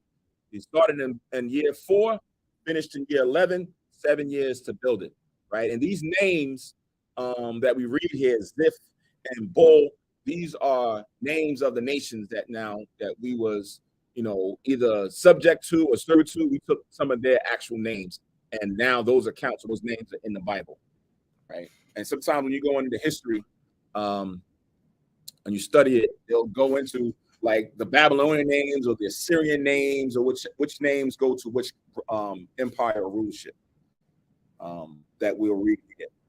And the Bible sometimes is you got to even understand how you're reading the Bible, because going back to like certain accounts in the first 5 books, right? In the first 5 books, you're reading about names that don't really come into fruition until later on, right?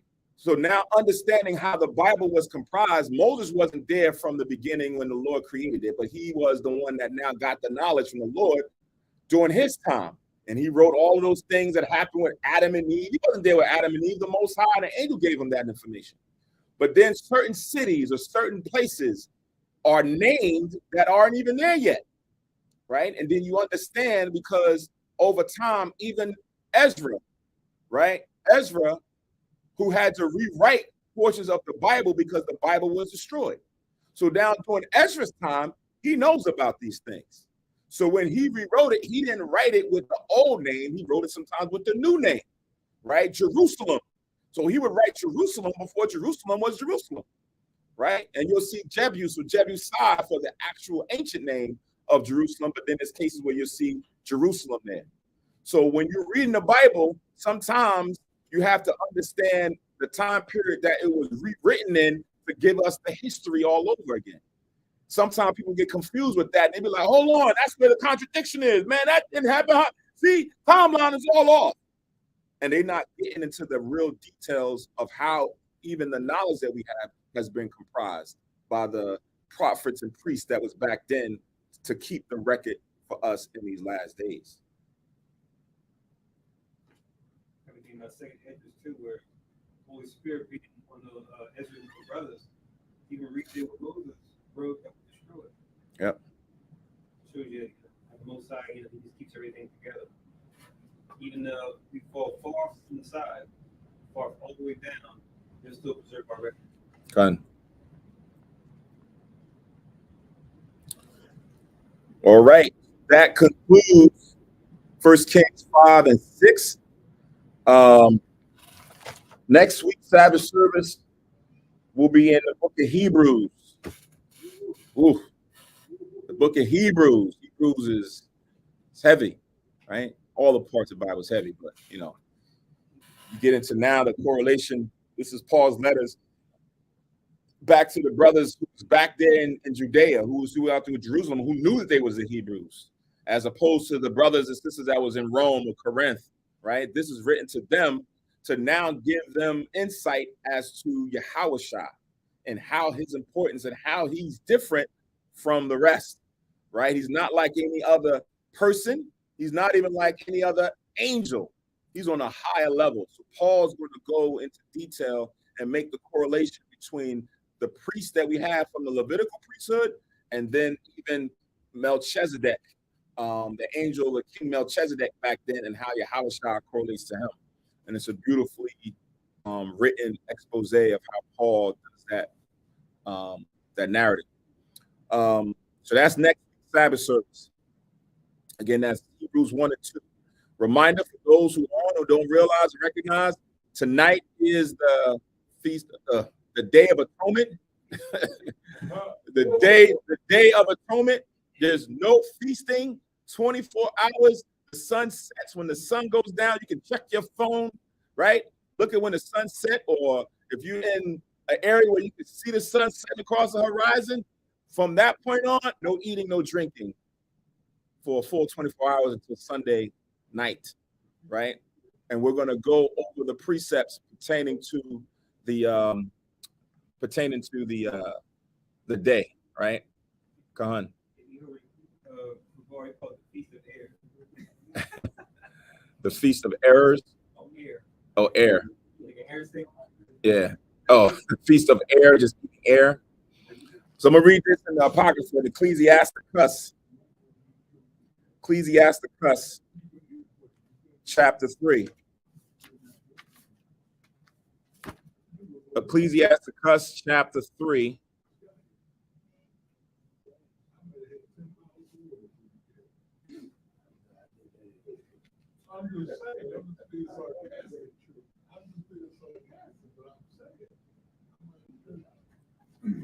So now in Ecclesiasticus chapter 3 and verse 3, it says, whoso honoreth his father maketh an atonement for his sins, right?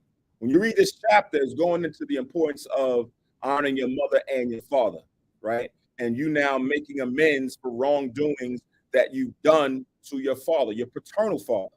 So now if you do that for your paternal father, you have to do that for your heavenly father, right? You want to make an atonement for your sins. So when you was in the earth, and if you have parents still, or you had parents and you've done wrong to them, and you want to go make that up, you make that right with them, right? A good child would come and apologize and do something good for their father, and or their mother, because they know they've done something wrong. Sometimes it takes a child a little while to recognize the error in their way, but they come back to their father and they apologize and they make amends. They make an atonement for that. So the Most High has given us this day that we have access to do that. Preparation of the heart is also key, so that you don't randomly just think of certain things. Like you want to take time out and take advantage of the day and say, you know what, I got a lot of things that I need to go and make up for. I was talking with my wife last night. I was like, it might be a good thing for some to write them down, right? If you kind of remember, say, well, you know what, I got, lazy, lust demon with money. I don't like the brotherhood all the time. Like, you write certain things down, because all these are aspects that the Most High desires for us to have, as far as for making sure that your righteousness as well is able to overcome them. So if you weaken lust, then you got to say, I gotta go apart. And you might remember certain things that you did, right? There's certain accounts throughout the last year. I remember in January this happened, in March this happened, and you trying to put those down so that you can remember it in your prayers, right? Then you go to the next one, and then you say, yeah, I meant to give back that money, and I didn't. He ain't asked for it, but I should have gave it back, and I didn't. In my mind, I thought I got over, but in all actuality, I should have just went back and gave him the money. Write that down. I wasn't honest with the brother.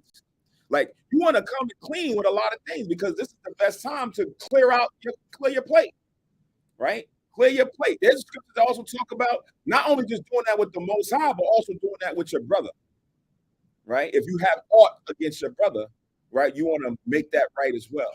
But this definitely is not about pointing a finger, right? I'm not going to be looking at myself and thinking like, well, Kahan, you know what you should be you're making up for, brother. This ain't time for that, right? To want to call out somebody else's sins or transgressions.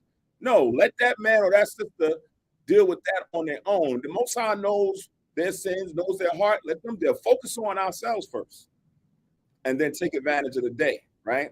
So we're going to go through the precepts and the scriptures tonight. Remind yourselves to take time out of the day, because we're going to try to separate ourselves from all other things. So now, this is the Sabbath day, like I mentioned at the beginning of the service. This rolls right in. So there's no like break where you was like, well, I was hanging out with this guy, and you ain't hanging out with nobody. You shouldn't be hanging out doing nothing else outside of what you were doing for the Sabbath day, rolling into the next Sabbath day, right? To get your mind right, right? So you'll be going through the scriptures for the service tonight, prayers, studying, right? You may want to, meditate on different ways to better yourself. Go and find certain scriptures about certain men or women that went through the same ordeal as you, and then look to see if there was things that they did to overcome them, right? Or go into the aspects of the Bible that teaches you, because the Lord gives us a lot of precepts throughout the Bible on how to correct certain things. It's just going and using the concordance and finding them. You can get the concordance on your phone, or you can get the actual concordance and look these things up. All right. So that's going to be for tonight's service. Next Thursday night is one of the main high holy days. Lord said there's 3 main high holy days. One of them is the Feast of Tabernacles / Feast of Ingathering. That's going to be Thursday night. That's supposed to be for 7 days. We dwell in booths if you are able, right? And you go and you find, branches of the boughs and brooks and things of that nature that you read about in the scriptures, and decorate or cover up your tent. But the most important thing is you want to present yourself for that day, right? You want to try to be present, whether you're physically here or whether you're online or whether you're on the conference call and you're tied into the service and the acknowledgement and the keeping of that day, the observing of that day. So that's going to be next Thursday night. It's an 8-day feast. 7 days you dwell in tents. The 8th day you come out, and we'll have another feast day the following week on Thursday night. So this is probably, this is what we classify as one of the, busiest months in the year, the busiest month in the year, the 7th month. And we know 7 represents completion, right? So the 7th month is one of the busiest months with 3 major high holy days in it outside of the 7th-day Sabbath. All right. So I'm going to put up those who want to make donations, tithes, or anything else. Why is this? There we go. So here, you can pay that or make your offerings through PayPal as well as on Cash App. And it's on the bottom of the screen, paypal.me/HYK12 or $Kanas. That's capital HA, capital KANAS on Cash App, right? For any offerings, donations, free will offerings, make your payments there. Or if you want to send a check or money order, there's the information on the bottom of the screen. Hayash Kanas, 3826B, Germantown Avenue, Philadelphia, PA, 19140 for the zip code. That's all for checks or money orders. Don't put Church of Israel. Please don't put HYK. Spell it all out, Hayash Kanas. That way it makes it easier for the banks. Also, for the Tuesday night, Friday night class, outside of this other conference line, we now have the Zoom. So take that link, share it to others who are like-minded, who are interested, who are searching for the truth. Allow them to come in, open forum, right? Ask a question, topics. If not, they just want to listen in, that's fine too. We'll go through different topics and scriptures and precepts so that we can open up the minds and draw them closer and closer to the Most High. All right. So as always, I say water to the Most High for allowing me to be here to perform this service. Water to the brothers and sisters that logged on, that took notes. Lord's will, you have the understanding. If not, there's certain things that I brought out that wasn't clear. Make sure you write it down, book, chapter, verse. Didn't understand a certain part of it. We can bring that up to the brothers in the classes Tuesdays and Fridays to kind of go through it a little bit more finely combed in detail. And it's always going to give always all honor and glory to the Most High. While Yahweh tells us in Corinthians that whatever we do, we always give the glory to the Father and to the Son for this knowledge, this wisdom, and the understanding, the opportunity to break bread spiritually on the Sabbath day. All right. So with that, it's about 2:15 here. Most High's will. We'll try to start the service for the Day of Atonement somewhere maybe around 8:30. Me and Kahana try to start around 8:30 for the Day of Atonement. Right. So with that, Shalom. 3 and 3. Ecclesiasticus. Yeah, Ecclesiasticus, chapter 3, verse 3. All right. So, and we'll say Shalom to brothers and sisters. Take a break, back in about 5 or 6 hours to do the Day of Atonement opening prayers. All right. Stay tuned for the closing prayers for the Sabbath. Shalom. And again, Salakia to those for the delay on unmuting the live stream as well as the teleconference.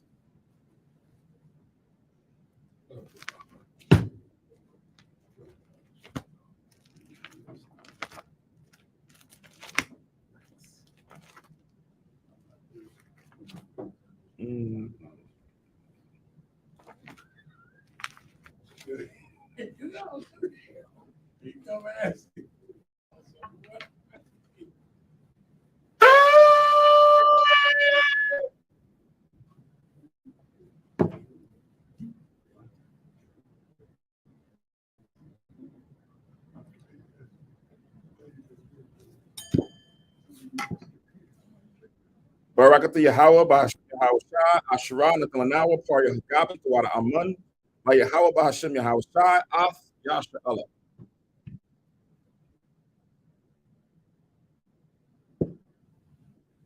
English translation. Blessed are you, Yahweh, in the name of Yahweh Shai, that gives to us the fruit of the vine. Thank you, so be it. To Yahweh, in the name of Yahweh Shai, or the Most High, in the name of Christ, with Israel.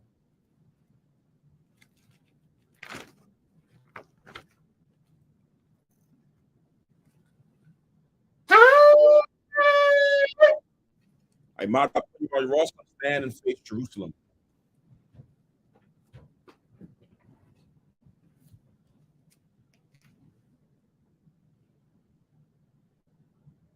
Yahweh, Bahashem, Yahweh Shai, Baruch Shai, Shemai, Lanawa, Aitha, Yum Yun, Aitha, Shalat, Mayaka Allah, Waha Allahayim, Tazmadakim, La, Shema Isle, Barak, Rapah, Magun, Wahakaziyat, Banya, Yasha Allah, Washalat, Lanawa, Rabium, Hakama, Rabium, Da'aith, Rabium, Bayana, Rabium, Sabalangwa, Rabium, Amawan, Rabium, Aqua, Rabium, Ahabium, Rabium, Hagana, Rakhanaya, Wasalat, Ko, Kata Yamnawa, Lahaakim, Wa Akiwa, Wa Yasha'ala, Thum Yad, Wa Iwalam, Bahasham, Yahawashai, Bawada, Amun.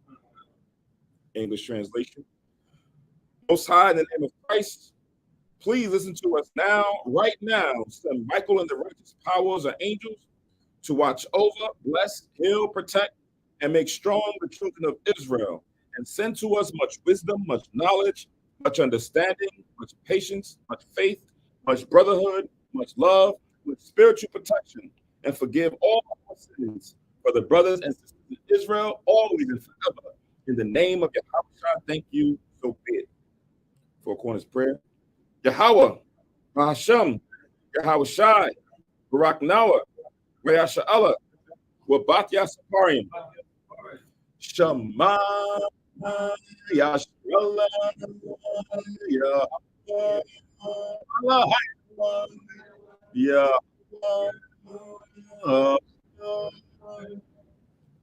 English translation.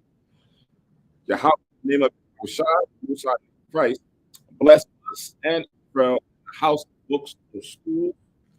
And we also read Deuteronomy 6:4, Hero Israel, Lord our power is one power.